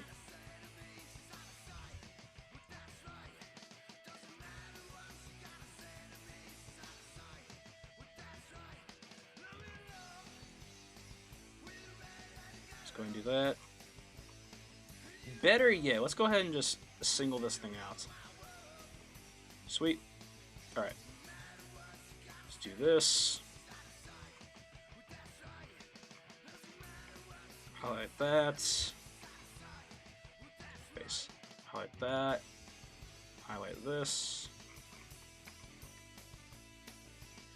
We have this thing selected, right? No, we don't. Let's do that quickly. So, alright.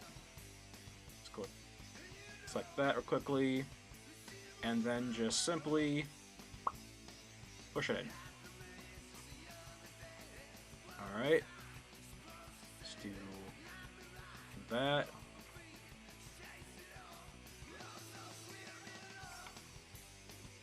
Sweet.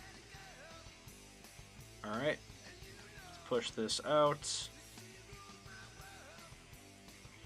Let's take this right here.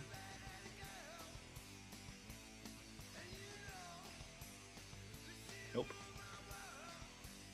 Push it in, doesn't matter how far we go. Alright. Now we can simply... Where is our window? There it is. We can now simply call this small window. Now simply do this. Right there. And move it up a little bit. Oh, maybe in the middle. I don't know. Where would, let's say we have Howie Mandel over here looking out the window.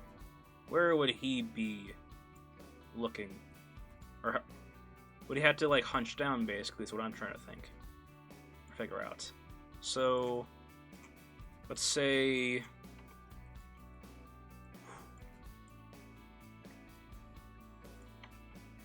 Nice. Pretty good. It's a nice size for that. I'm curious to see what... Because I have, like, these props and whatnot, everything that you see here, all this was made, like, years ago. Or about a year ago, basically. In fact, most of my models here have been made some time ago so that I can have some to stream today. Which also means I've been putting things off for a damn near a year.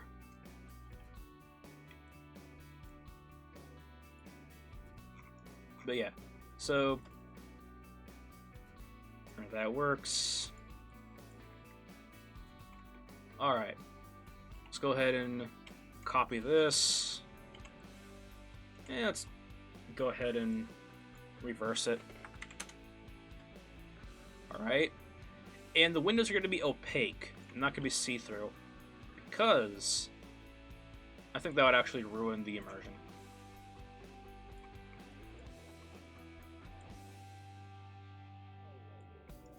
There. And we'll have this right here. We'll have a nice couch right over here. A little bit of a desk right here. This area. And whatnot. Let's say you are right here and you're like, wow, so much room for activities. Alright. But as I was saying before, let me do this real quick. Kind of also sucks too is like most of these models were made when I had a very small monitor. Like my monitor now is like fucking 34 inches, so it's like everything is just vastly smaller because that's what it was saved to on the other monitor. Let's go ahead and crop. Yes, sir. David Strong, there you are. Yes, sir. Let's go ahead and transpose you real quickly. So how tall was David Strong?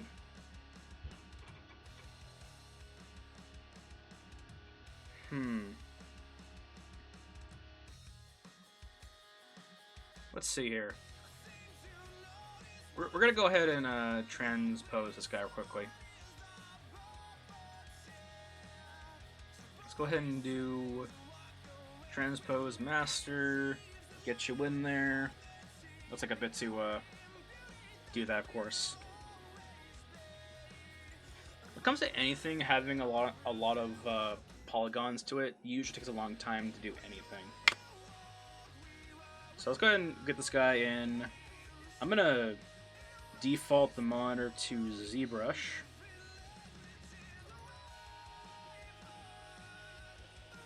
Huh. Whatever. Sweet. Okay. Yes, sir. Nice. This guy isn't fish by any means, but you know, we're just gonna use him for size reference. Let's go ahead and do a decimation. We need to process this guy first.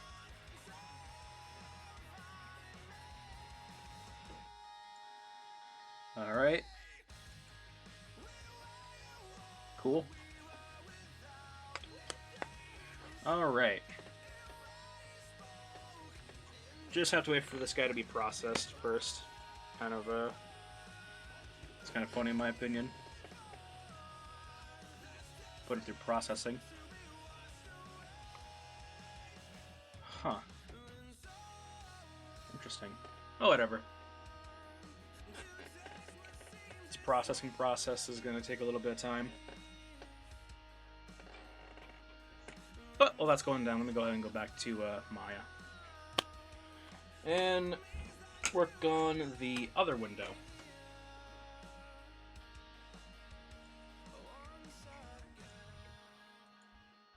If you're wondering everything is so glossy, or like shiny and whatnot, it's literally so I can see. It's literally so I can see like the call it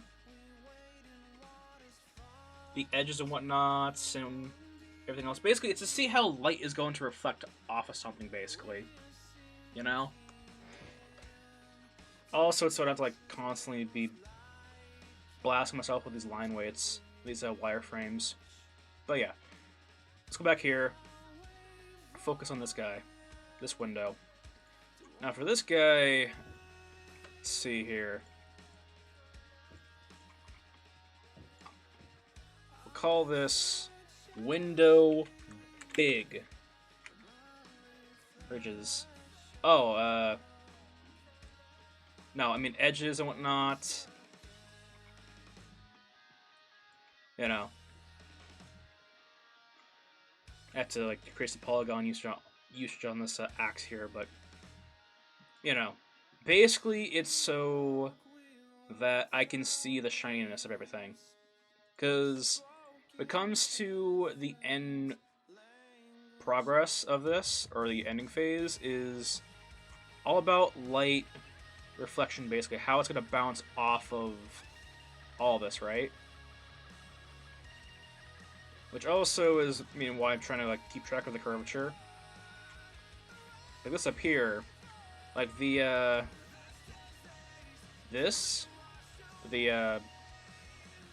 binding and whatnot, I love that. You know, anything that has to do with like, you know, indentation and whatnot, or a curviness to it, I always try to make sure that the light always is reflecting off it perfectly, because if not, then we might have some like messy geometry going on, you know? Like, let's see here.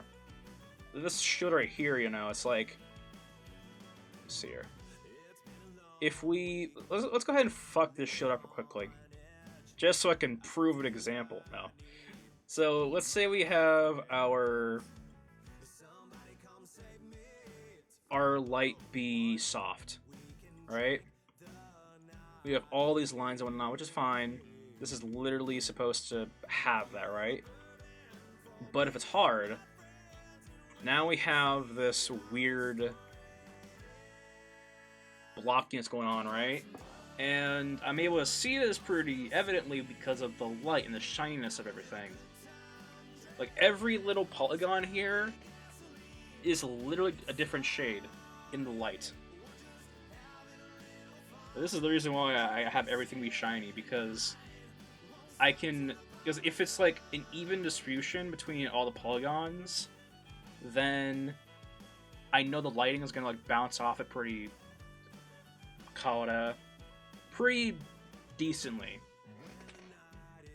I also can unlock normals and probably fix it like that too, but you know, doing this instead usually you know, fixes everything. Yeah, I don't know, the shininess is so I can at least, you know, see if I'm messing things up or not. But yeah.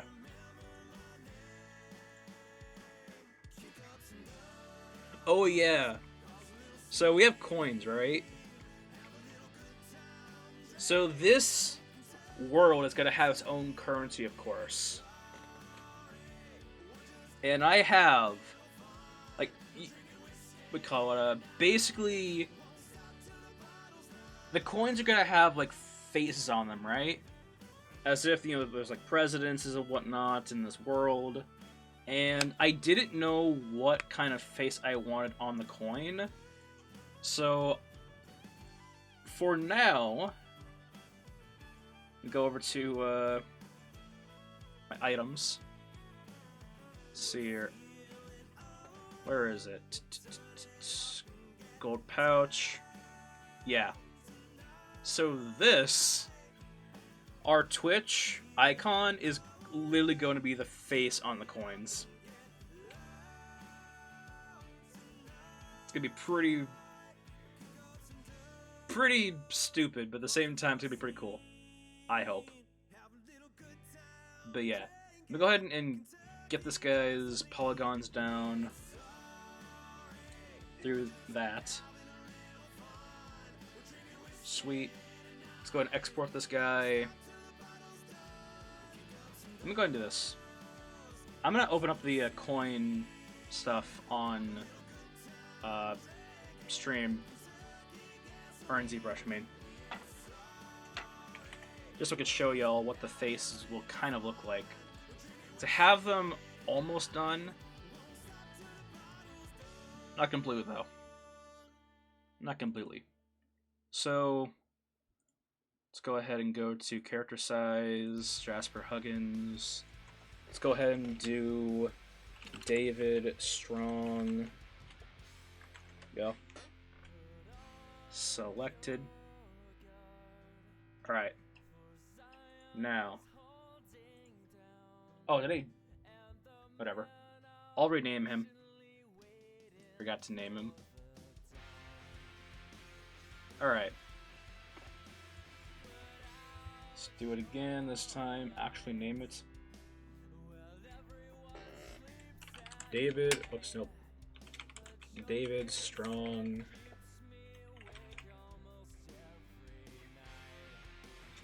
Let's see here. Size. Character. Size. Alright. Export. David Strong. Kadabra. Just export it out.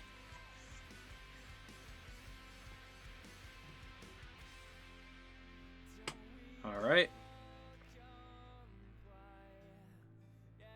Wait for this thing to do its thing. While we're doing that, I will go ahead and go back to the window.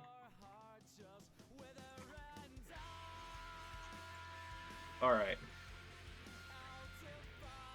Automatic. Did we really decide to go down this route of, like... We did, okay. This explains a lot. Alright. You know, we'll use that, actually. We have multiple, windows here that are all just individual, squares, basically, or boxes, but we'll use it. We'll use it. In fact, I think for this window specifically, we're going to keep the back part. I can very much see myself, whoops, extending this thing out and using it for other areas, basically. Or modifying it to, you know, be used in other areas. Let's go ahead and do this real quickly. In fact, we will use the back parts to give ourselves a better cut in our UV.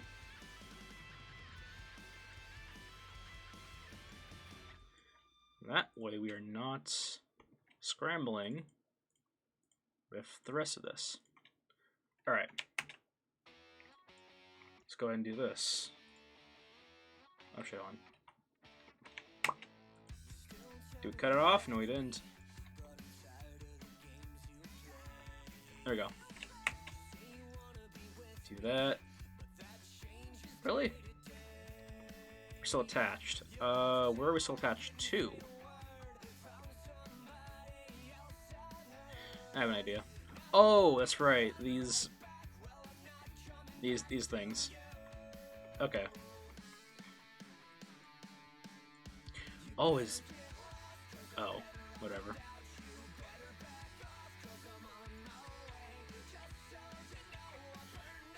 I realized the edges were like so close to the faces and whatnot, but it's fine. Alright. There we go, now we're cut. Cut loose. There we go. Let me go ahead and make sure this thing is actually flat on the UVs. This back part, of course. Which looks pretty decent, all things considered. Let me go ahead and give this thing a optimize. There we go. You know what's kind of funny? In Maya, we have this optimizing tool thing, right? Which allows us to basically just modify something so until it gets beaten down into like perfect shape, you know? And usually it can take a couple 100 clicks to really get down to the, you call it the shape you want. So I have a macro on my keyboard to allow me to click the left click on my mouse once every 0.0025 seconds. What that does is it allows me to click basically have an automatic clicker basically. And that stuff really helps in in modeling. It's kind of insane.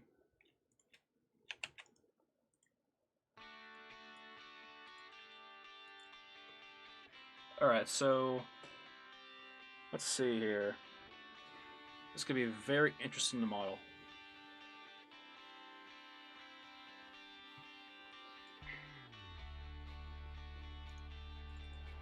I have an idea. Alright, so let's go ahead and cut this here. Nope. Go back. There we go. Make this window.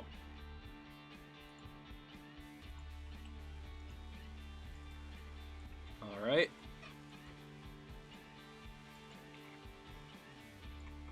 Let's cut this right here. Right there. Right there. Right there. Sweet. Let's cut this right here. Whoops. Right here. No. Yep. Cool. The whole idea, what comes to me in my UVing work, is to basically cut things down and flatten things, then bind them back together again, basically. It's almost like taking a piece of paper, unfolding it, and we call it taping it back together again, I guess. I don't know. It's basically like doing extra, I guess. But in the most literal way possible. But that's kind of how modeling is. Doing so much work. Let's go and do this. So now I can modify this in here. Flatten so I can actually see this other point.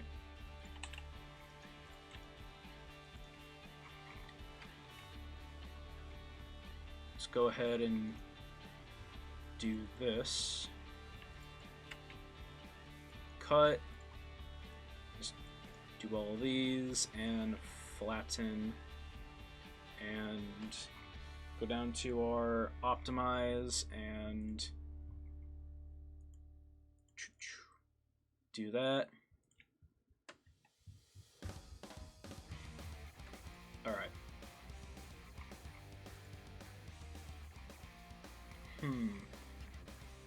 Let's go ahead and flatten this out. Nice. Love it. Alright. Now. Look at that. Isn't that nice? Sweet. Alright. So now, let's go ahead and...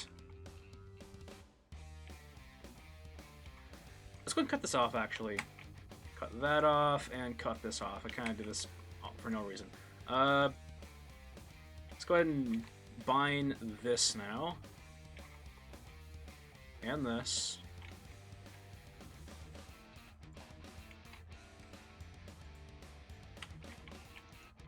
There you go.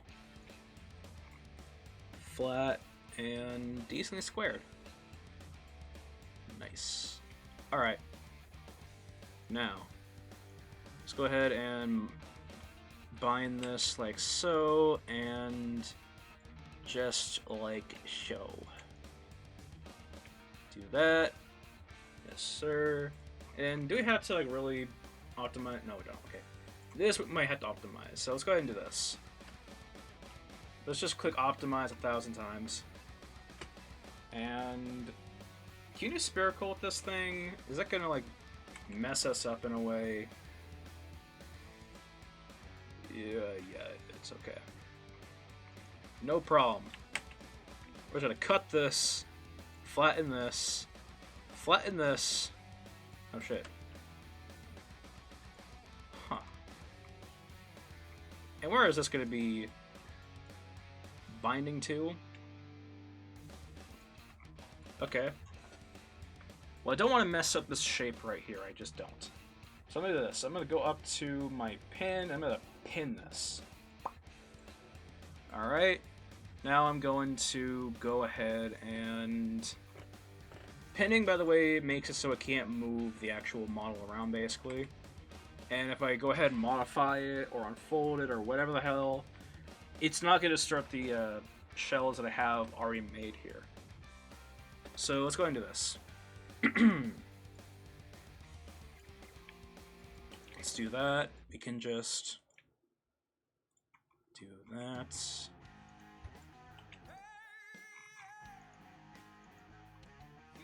Alright. Make sure this will actually work. That's okay.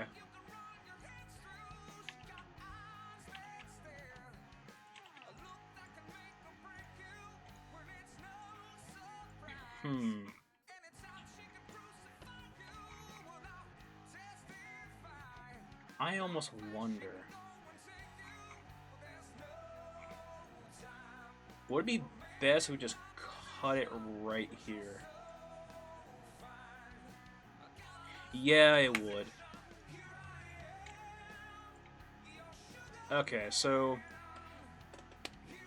we're gonna have it be cut right here because I can already tell right now from like where we're gonna texture this, because this is gonna be like wooden, or it's gonna be concrete, or whatever the fuck, basically this bottom part here, or most likely I don't know. All I know is that this, from this piece to this piece, there's gonna be a divide, a cut, or a seam, you know, because the wooden planks might be going horizontal, you know, while the planks up here might be going vertical. So having this be cut actually might do us some good. And unpin all that and just break it off. Alright. And this, well, let's pin this.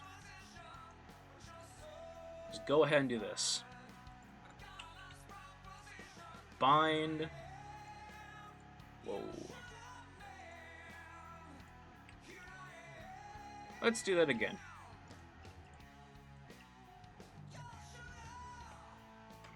Where is our align? There we go. Sweet. Okay. So that is going to be doing all of that mess.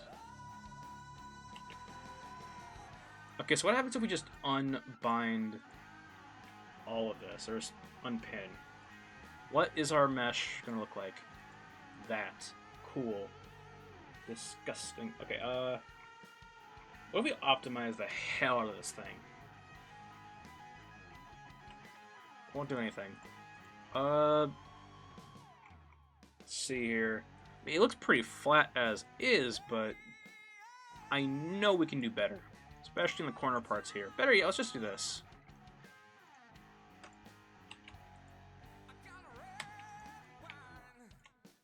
No. You know what? Here. How...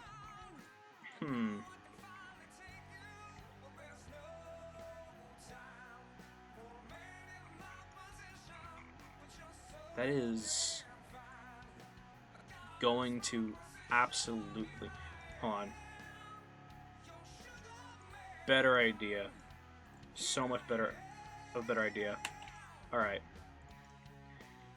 Because the reason why I don't like this is because the box right here is going to be distorted just a tiny bit. It may not actually be a big concern because it probably won't even be seen. But at the same time, I don't want it to be... I don't want it to be there at all, basically. I don't know. Call me a perfectionist, I guess. I don't want any distortion in my model.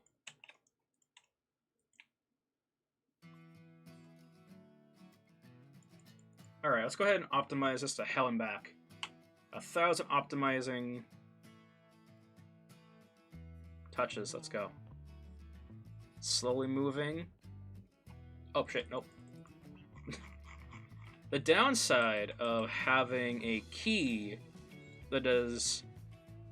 that basically, we call it a... that presses the same button 1,000 times. Gotta put it in your best effort instead of perfectionist. Yeah. Yeah.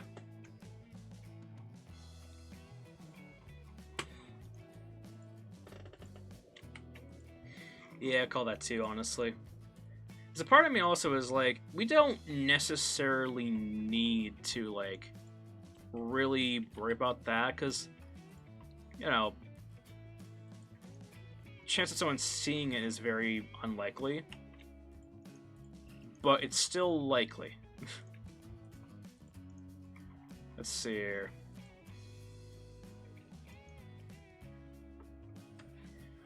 Man. I'm trying to decide if I want to actually... No. Nah.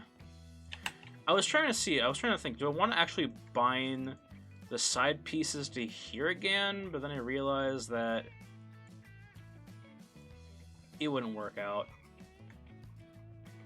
In fact, if I simply cut this... Because one thing that I also have to kind of realize comes to my texturing here is that this is... What the hell? Whatever. Is that basically... Like, if this is going to be like wooden planks, right? Then right around here and along here is going to be the brine of the wood. Be the brine, and therefore we don't necessarily need it to be so specific. Specifically bind to everything else based on the UVs. We'll go ahead and do this though. Let's go ahead and optimize. Yeah, that's gonna mess everything up. Let's go ahead and unfold.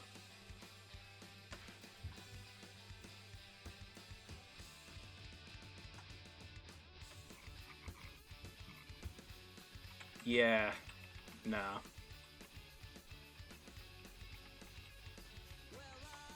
Let's go ahead and do this.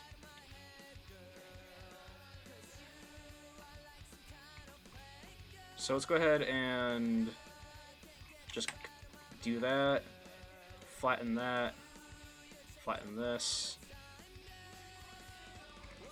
So where did that go? Whatever. So just start this fresh. Alright. Let's see here.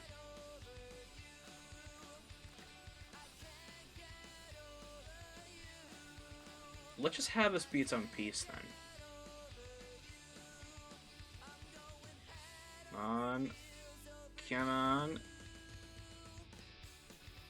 Okay. Nice. Alright. Do that. You know what? Just orient it. Alright. Nice and flat.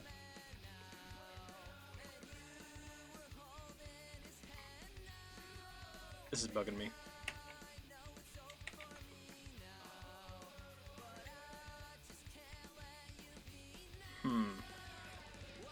Man. You know what? I have an idea. This is gonna bug me if I don't do it, which is the entire struggle of modeling, really. It's just like, you know something's gonna, like, irritate you in the future if you don't do something. It's just like, I have to do it. Or else I'm putting myself through, like, polygon or modeling hell, basically.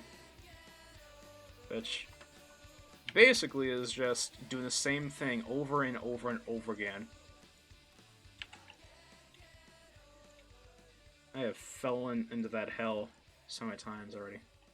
Let's go ahead and do this. So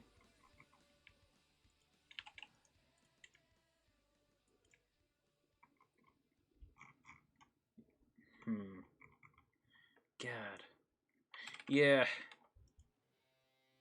So what is... Okay. If I do this then, do that, and snap it together. Let's see. I'm fine with that. I'm happy with that. I don't know.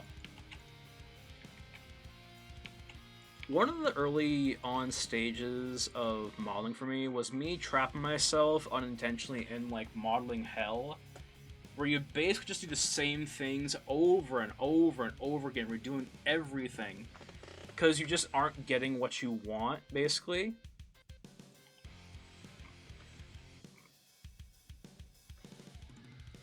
And so it comes down to a case of, like, oh,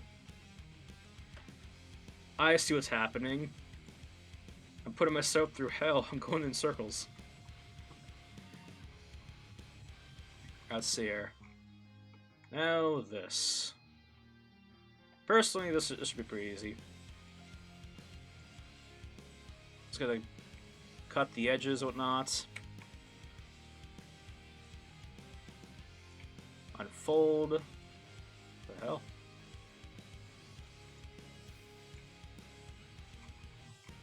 Whatever. Alright. Because I don't have to worry about these as much, in a way. These windows. Or the sills, I guess. All I have to do is just cut them at the corners and then mirror them. I think they could be mirrored. We'll find out. I'll have to invert or flip some of them, but should be fine. Alright. So is it done doing its thing? Yes, it is. Let me go ahead and save Maya quickly. Oh, already saved. That's good. Alright. And that thing is doing its saving. Let's go back to Maya and just start messing with this. Alright, so let's go ahead and do that. And orient shells. Optimize. Whatever. Don't need to do that. Stack similar. Alright. Then we can simply do this. We can go ahead and flip. Highlight this. And mask. Same thing right here. Just flip. Go in. Mask. Oh, hold on. Is it not the same? It ain't the same. Whatever.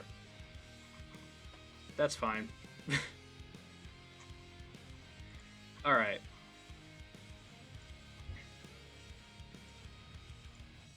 See here. The whole idea... Oh, this is... That's because this is all of those. Okay, so... What portion is...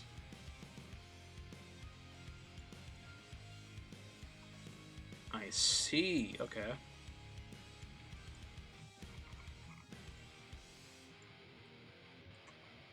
Alright. Doesn't surprise me. Alright. I also am having to work with, like, assets I made, like, damn near years ago. So part of this is literally just that. Me having to, you know, fix what I did back then. In fact...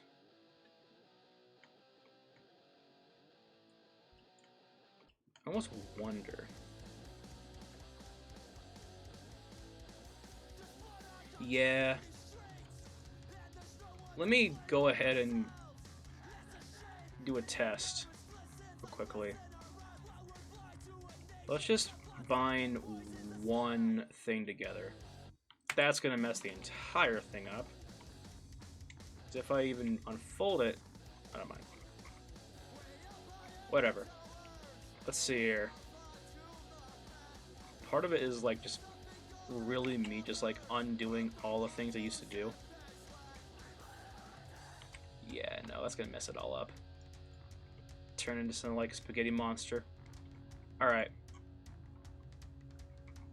Okay.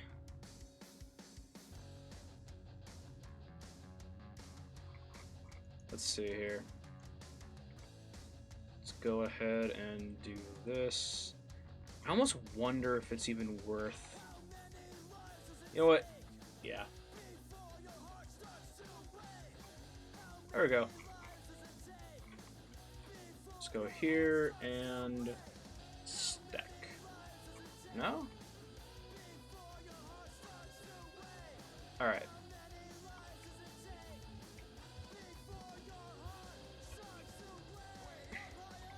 Let's go ahead and flip. And now, can we do a stack somewhere? Not by much, okay.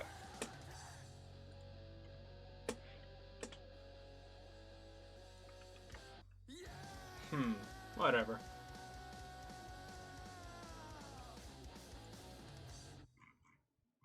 Alright.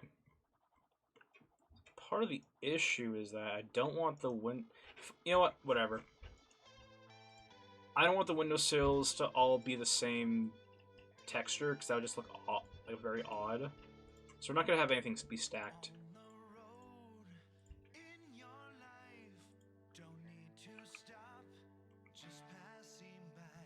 In fact, let me go ahead and just do this.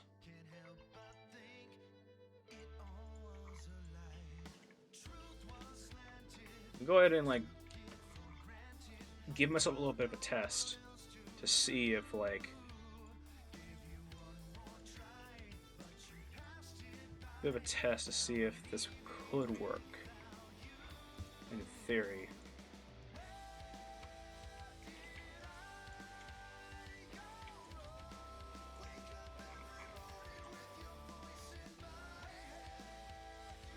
Because I would much rather have this be connected, all these windows as like one point.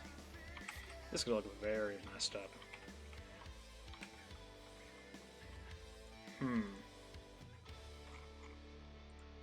Let's see here.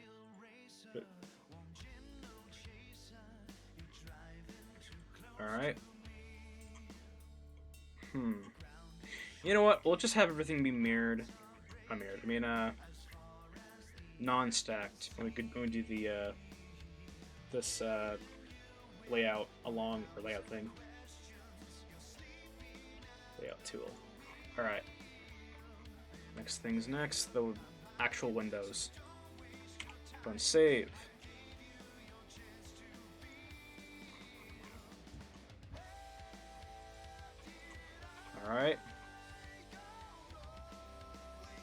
go ahead and do this now. Alright.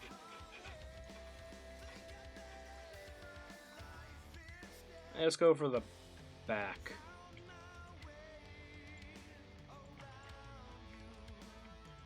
Or better yet, might as well just hit the faces and just hit the X.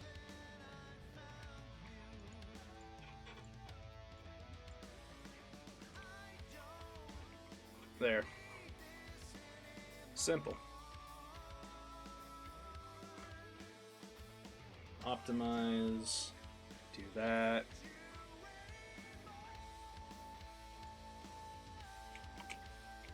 Let's go ahead and do that. And now we can save it. And let's go ahead and do a layout. Did I stack that? Hold on. Trent? No, I didn't do stack. Sweet. This probably won't be the final UV. Actually, that looks decent for. Now, this will be different. I'll make sure that the UVs look better in the end, but for now, this is good for what it is. Let me go ahead and lay out the rest of the wall here. Better yet, let me go ahead and get our tester out here. Test character. Let me open this up first. Then I'll get our character out here. So model, character size.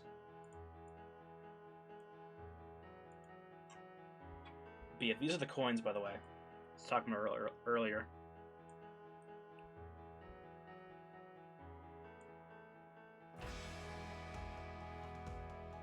There's some very terrible gold texture, but you know.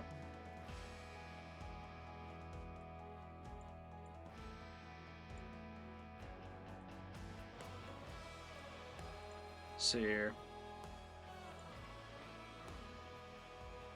Nah. Looks better. But yeah, they're gonna have the logo of our Twitch.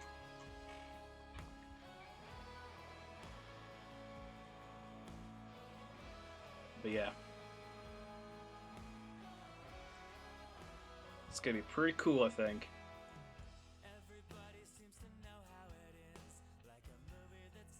But yeah. Whatever.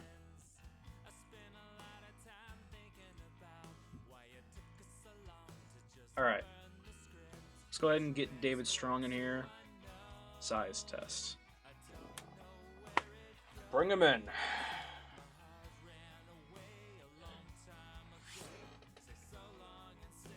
Now, how big was David Strong? That's what I had to figure out.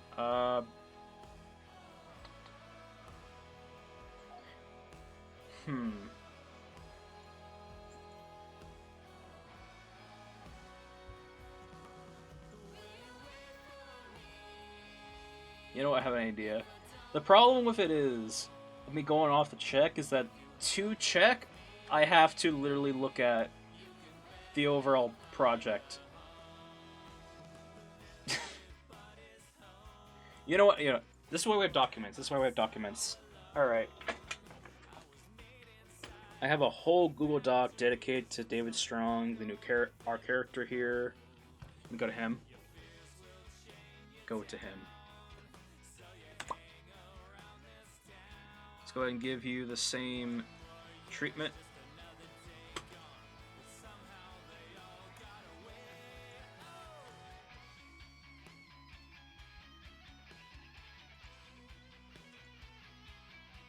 Look at that. Alright. Let's see here. How tall were you, man?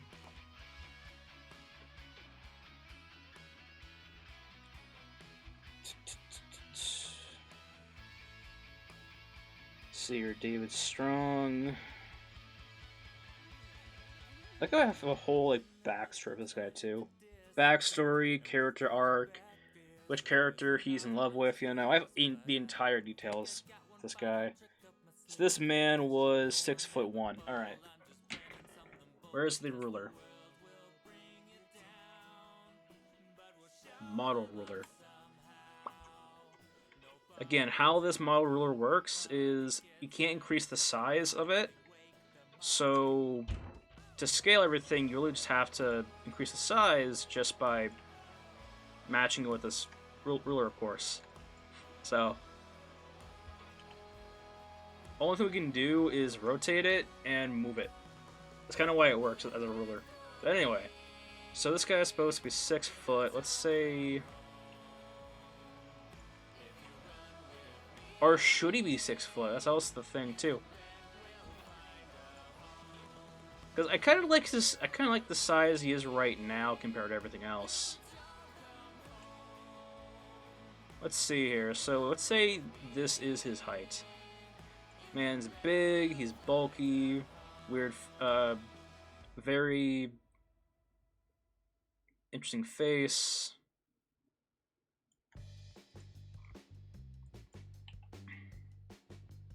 That works. Now, compared to this guy, where is he at?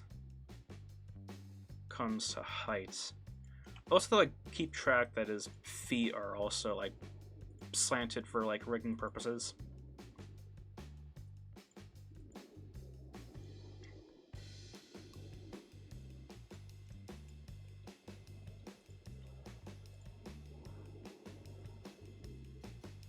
God. You know what's sad to me? So, it's honestly, it actually might be more pathetic more than sad. But like when it comes to characters or my characters,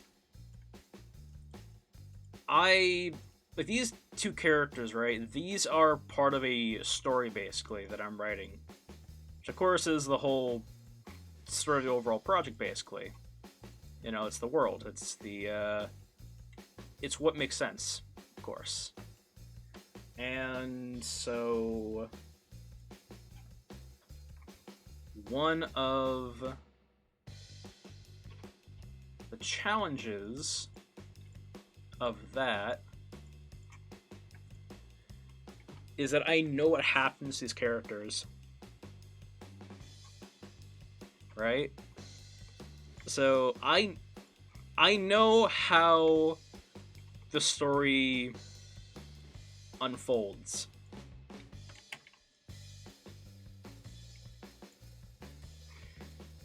And let me tell you something. It does end well for some of these people that I am making characters for. I don't know. I've been reading up. Fuck. Oh. I've been reading up on... Hold on. Yeah, I'll just remove this. That and this. We don't need this anymore. Let's go ahead and take the vertexes here and here. Go ahead and bind them together. Oh shit. Same for this.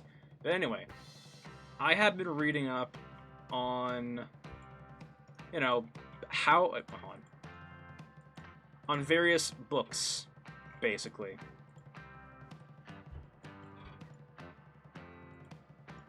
And one of which, shit.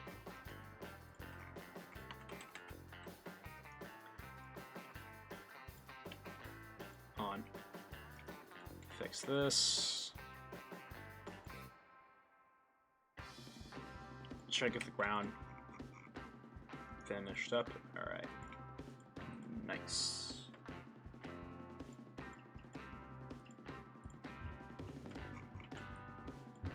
It's fine, I'll fix the floor later. But yeah, one of the books that I'm reading up on is, or as all the books that I'm reading up on, is basically how to write a better story, basically. You know, and one of the books, grab it, The Art of Character by David Corbett. According to him, characters you write in a novel series or in anything usually represents a characteristic or some sort of version of yourself, of course. Like if I make someone a main character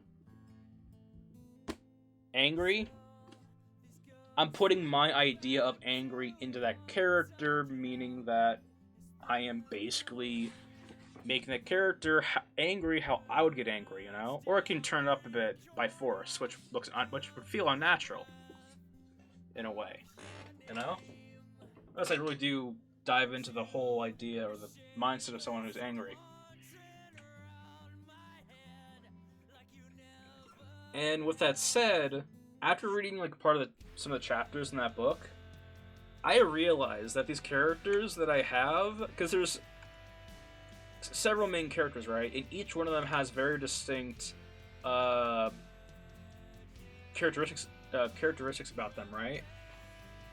And I kind of had a thought that some of these characters, if I ever do decide to write anything bad for them, or not bad, write anything that resembles a loss in a way, and I don't mean death.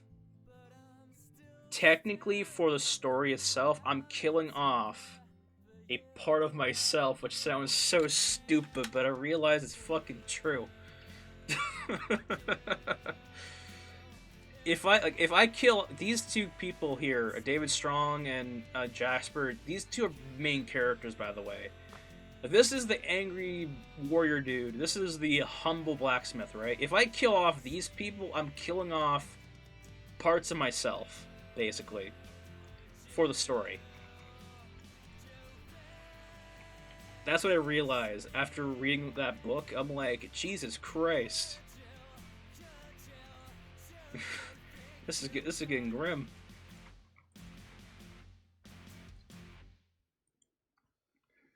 I really am, like, screwing myself over.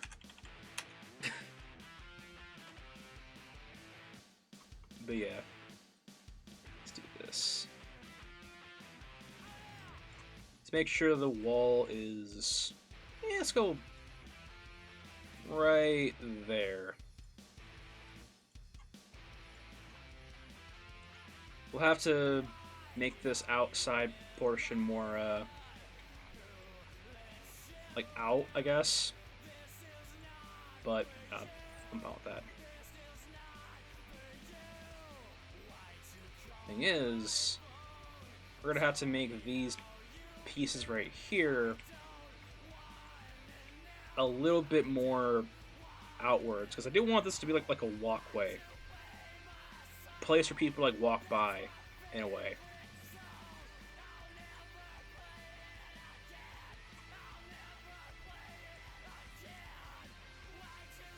Let's see.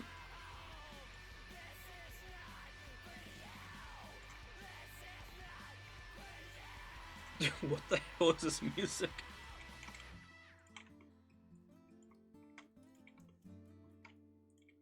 Just realized someone's screaming. I'm like, Jesus. Is everything okay? Alright, let's see here. Now for the main point of why I modeled this wall like I fucking did. Alright. So we can just have the middle section be right around here. Right there and there. And then we can have, nope, put that there, close to there, and then this right here.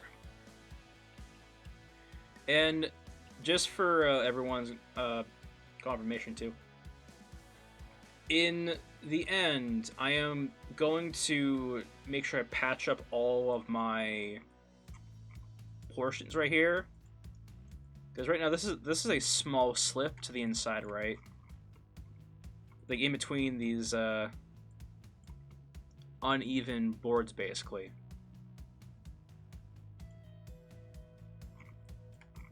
My plan to make it so that people can't look at the inside, of course, is to, you know, just simply add, like, you know, call it a... Whoops. Is to simply, you know, just, like, add in, like, upgrade. I like that more, actually. Is to simply, you know, just add in points that will basically allow us to not see on the inside, basically. The whole idea when it comes to modeling a environment like a building is to literally just try and keep the outside from being seen as much as possible, unless there's an intentional portion of the building that needs to be opened up, of course. But what I plan to do is I plan to literally just take a little image plane and just slip it into the walls, basically. Like that. And just extend it outwards and whatnot, so that no matter what the hell we do, we always cannot see from the outside. No light will fall through, no light will, you know, peek in from the outside, basically. That's basically what I plan to do. Not right now, though, because I still need to, like, build everything. But, you know, that's just the general idea. So let's go ahead and do this. Let's go ahead and just copy this and put it here. Just align it up, basically. So go to modify, align, and just do this. Then we can just... Actually, fuck, let's just do this. Yeah. Let's do this. And... that could we... No. Nah. It'd just be better if I just do this, actually.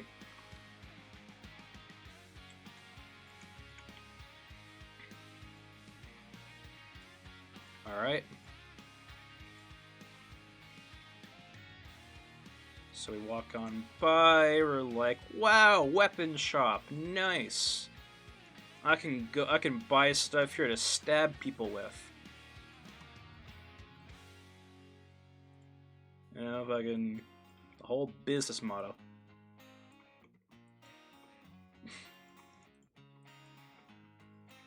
Alright, so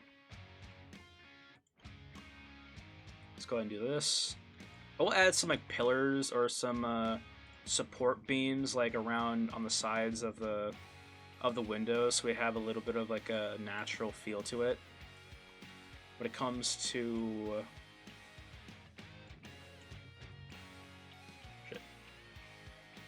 natural feel to it when it comes to the idea of have this place actually like hold up. Better yet, is this gonna... will this look better or worse? One thing I like about doing UVs is that now, if I so please, I could just get the UV show out, select this, select this bottom portion.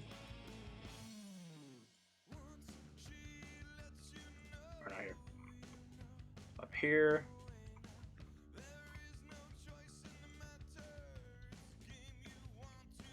Select all of this. And now I can literally just do that.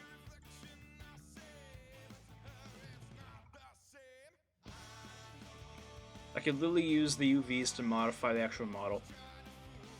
I love it.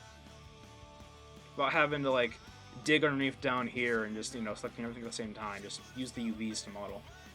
So it's so good. Not gonna go ahead and just save it like that. I want to actually be able to modify it. In fact, I'm not gonna... Yeah, fuck it. We'll see what it looks like. So we'll just make this a group and put this here. The fuck? Whatever. Right here.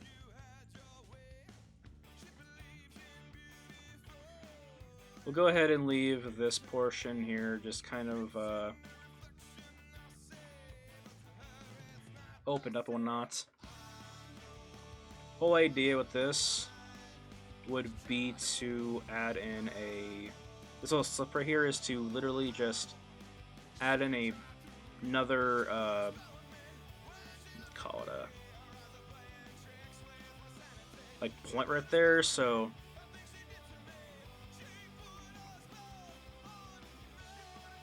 Not a point, I mean... Basically another fucking, pillar.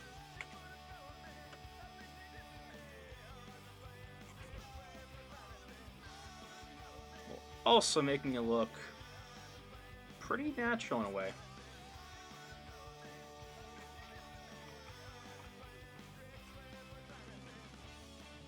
Alright.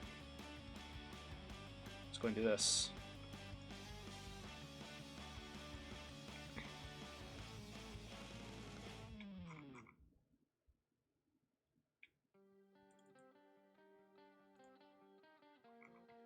Oh, that's right. We mirrored everything on this thing last time. All right, no problem. You know, let's just instead. So that looks good. And we don't need to fucking just straight up chop this or extend this, basically. But chop it we will. Watch this. So let's go ahead and chop it down the middle. Alright. Let's do face.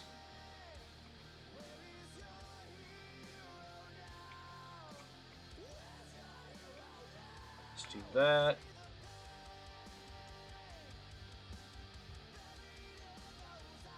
See, if you just remove the polygons on something, you don't have to worry about the UVs being modified or being messed up because it'll all stay the same. Or all the shells that are there will just stay the same. Alright. We can now just do this.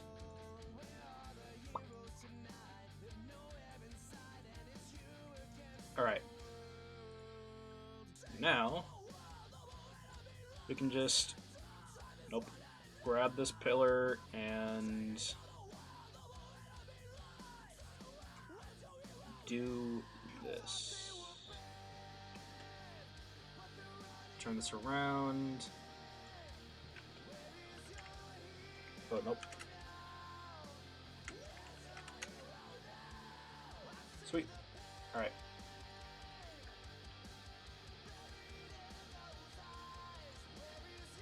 Have it out like this.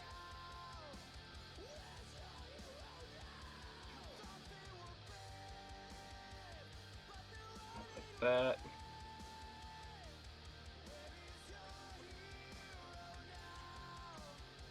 We can remove this. This actually will have to modify the UVs for. But, not gonna worry about that yet.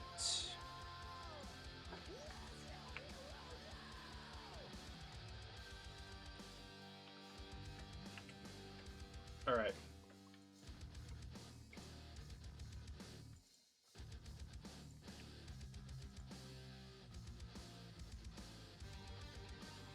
Maybe not, actually. You know what? Actually, yeah, fuck it. Let's just do it anyway. Let's go ahead and do a... What was it? Fill a hole. Fill it. Mesh, triangulate. Oh, no. You're going to triangulate these. So we don't want n-gons in our model. Quadrangulates. Yes, sir. Sweet. And we could literally just do this, right? I might literally just do that.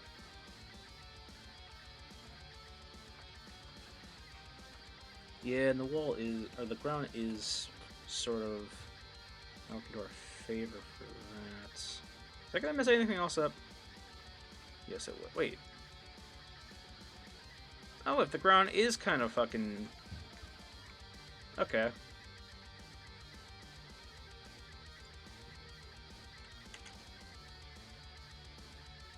Huh. Interesting. Ground is kind of messed up. Whatever. We'll have time to fix it later if we need to. Alright, so... let's go ahead and just add the last wall.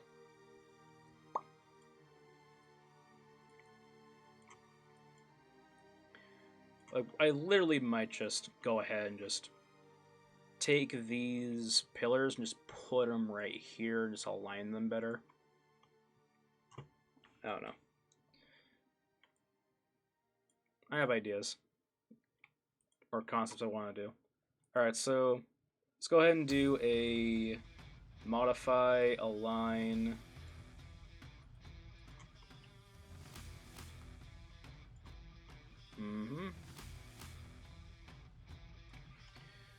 Am I going to single it out? Yes, I will. Alright. Modify, align. Do it.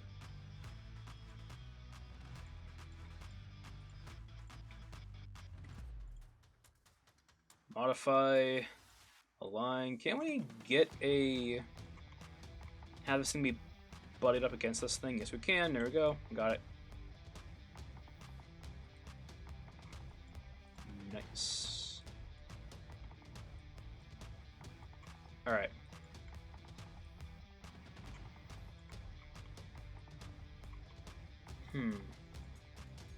A big deal? That's why I model like I do.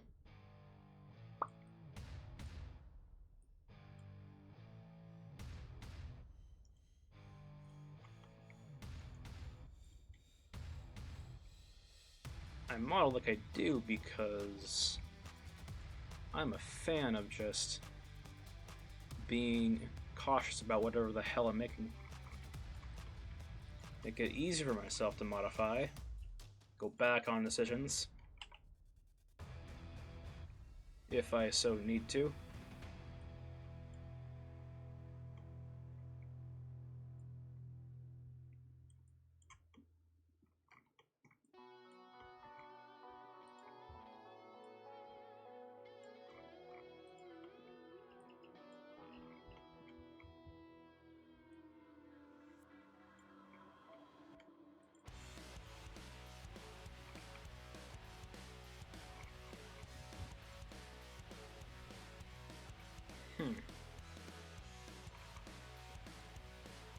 Alright.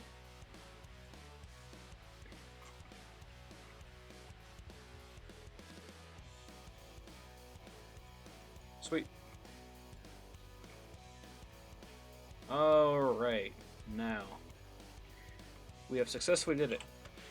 In 4 hours, we managed to trap in our 2 characters. They can't get out now. Until we make the stairs, then they can get out. Alright. Ready for the game now. Drop it in.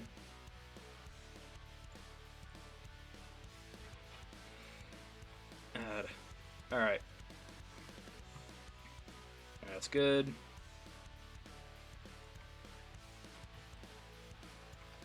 Next stream, if I don't feel like working on a character again, we will work on the top floor of this entire building, basically. In fact, let me go ahead and do this real quickly, because I should. So, because everything is already kind of in motion, let me go ahead and do this. Let's go ahead and take these guys, group them together. We'll call this size mez for measure. S mez. All right. So yes. Okay. Basically, I'm gonna finally do what I should have done a long time ago and just start doing this. Hold on. So Mez will hide that.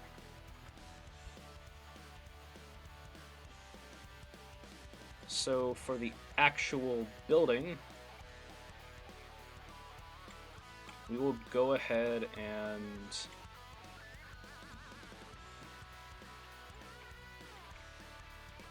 grab all of these.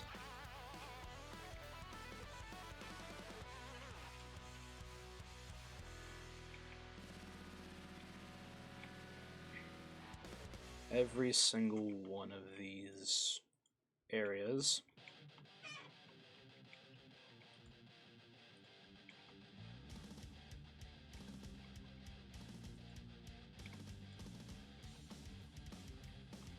All right.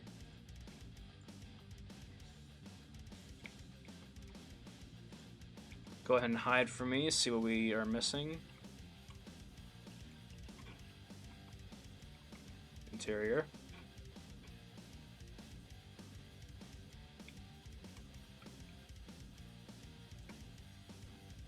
Alright. Group that together now. Call this weapon shop. F. Floor 1. F1. I was gonna call it first floor, but whatever. Alright, so let's go ahead and do this. Yeah, actually, no, we'll put this on with it.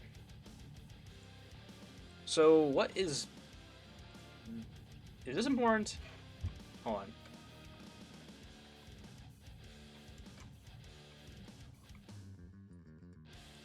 Nah, not anymore, it isn't.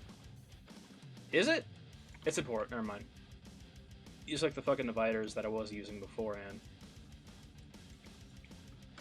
Whatever. Alright, now is this important? Time to go in and really take a look at everything. We'll call this... It's kind of hard to do for me in modeling, is like properly naming things. I mean, I can call this a wall, window, whatever, right? But what the hell am I gonna call this damn thing? This thing is supposed to be for like, you know, like this right here, like in between the roof and the ceiling, basically, like up there. It's called like a mini wall. It's like, heh. Alright, so let me go ahead and do this actually. Take this, put all this in there. Take the door hinge and the floor, put all of that in there as well. Yes. Oh, that's kind of why I prefer to just get everything modeled and then name everything after, because, you know, in the end, everything is going to be combined anyway, you know. But I'm the only one that's going to be working on this thing, so it's like, whatever. We're going to go ahead and call this, though, roof or ceiling, or we'll call this second floor support. I don't know. We'll do a rehaul on names after everything is done, of course, but as of right now, it's not important. It really isn't to me.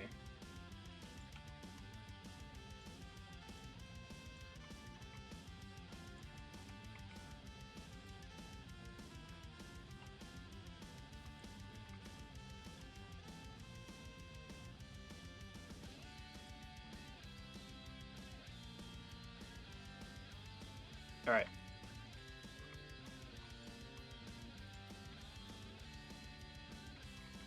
Nice.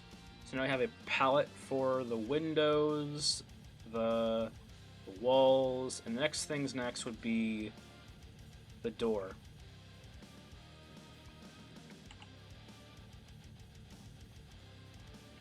Alright. Once we get the door all finished up and whatnot, we'll be able to work on the... Hold on.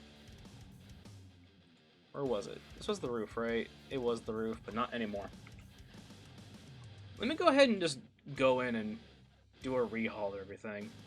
So we don't need this anymore. We already have our palette here. I'll actually name everything. Call it the palette.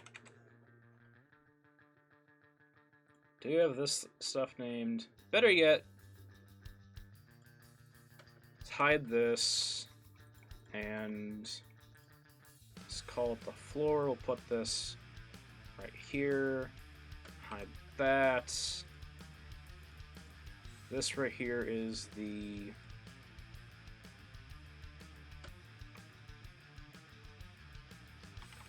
that.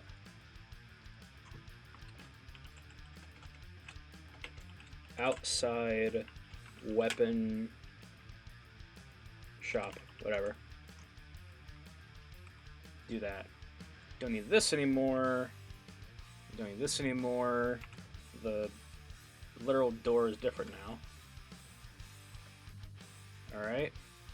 Floor can come back in. Alright. Now what about this other stuff? Was any of this useful? Was there a reason why I kept anything here? Because I have to remember too, this is like stuff that I worked on like years ago.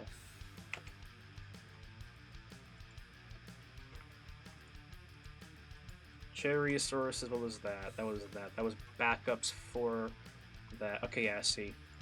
That was the resources that I used for, that I made and I'm gonna pocket for the chair basically.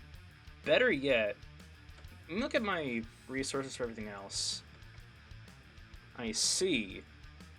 So I could use this mallet stuff for...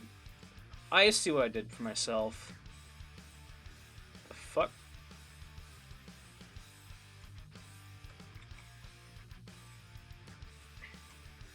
Oh, whatever.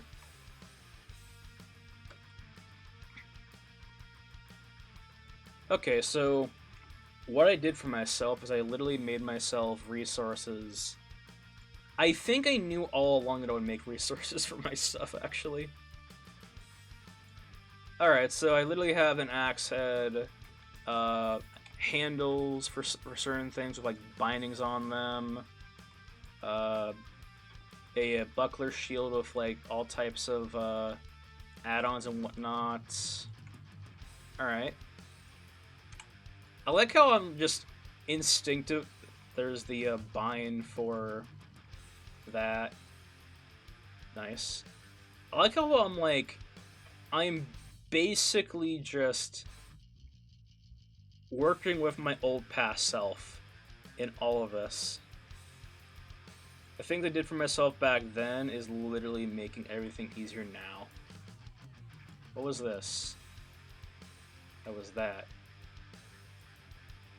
Alright. Is there anything else here? Just that. Call this wall holding support. All right.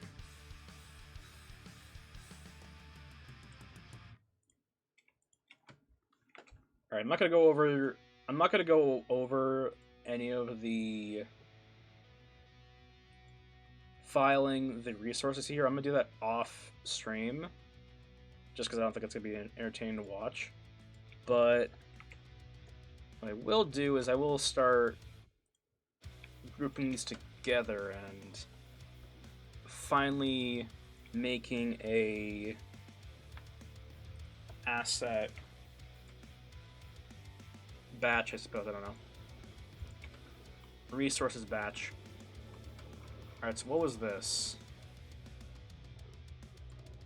That was that. Didn't need. That's not needed anymore. What was this? That was that. Don't need it. Don't need it. Don't need it. Nope. Nope. Okay. Trash all that.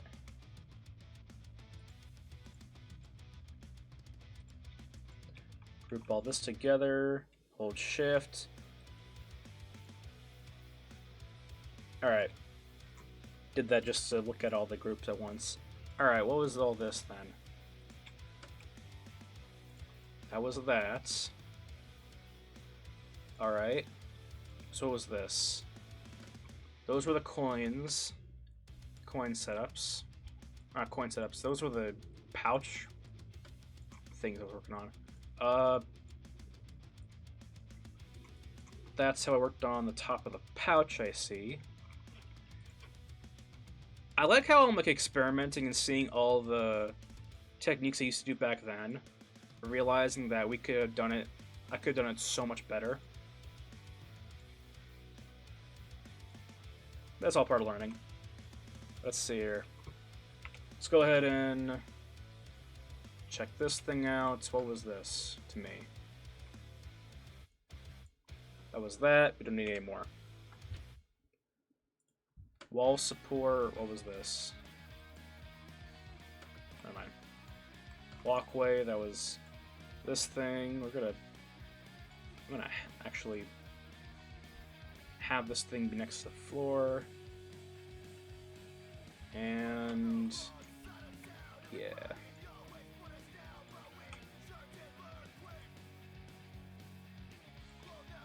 So what exactly was this all? Oh, you know. And this right here, I'm not sure if we're going to use this. I think I'll hide that and we'll probably use it later. I don't know. Let's see. Alright. So, not that I won't use this for a different map. This would be cool for like a temple or something of that sort, you know? Could definitely use a shape like this. So let's go ahead and call this entrance. Now let's go ahead and take all the resources, unhide all of that. Take our flat seat, all of this, group it together. We'll call this the resource bin. Resource bin. Alright. Sweet. Save all that stuff. Do resources, hide that. Okay.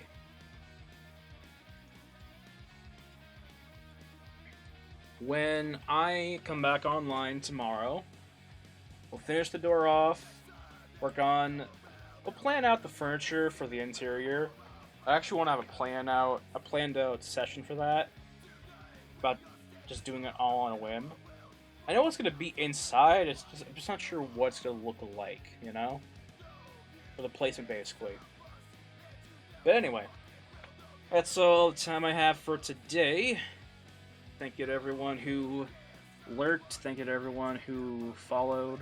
Everyone who followed in the future. Who will follow in the future. Wrapping everything up. Alright. Thank you to everyone who stuck around. Thank you to everyone who watches the VODs. We have a YouTube channel up now where I'm uploading all the VODs from all past streams. You can go over and check that out. Till tomorrow at 3:30 PST. I'll see the Hoagie Hive Mind later. That's you guys. Alright, see ya.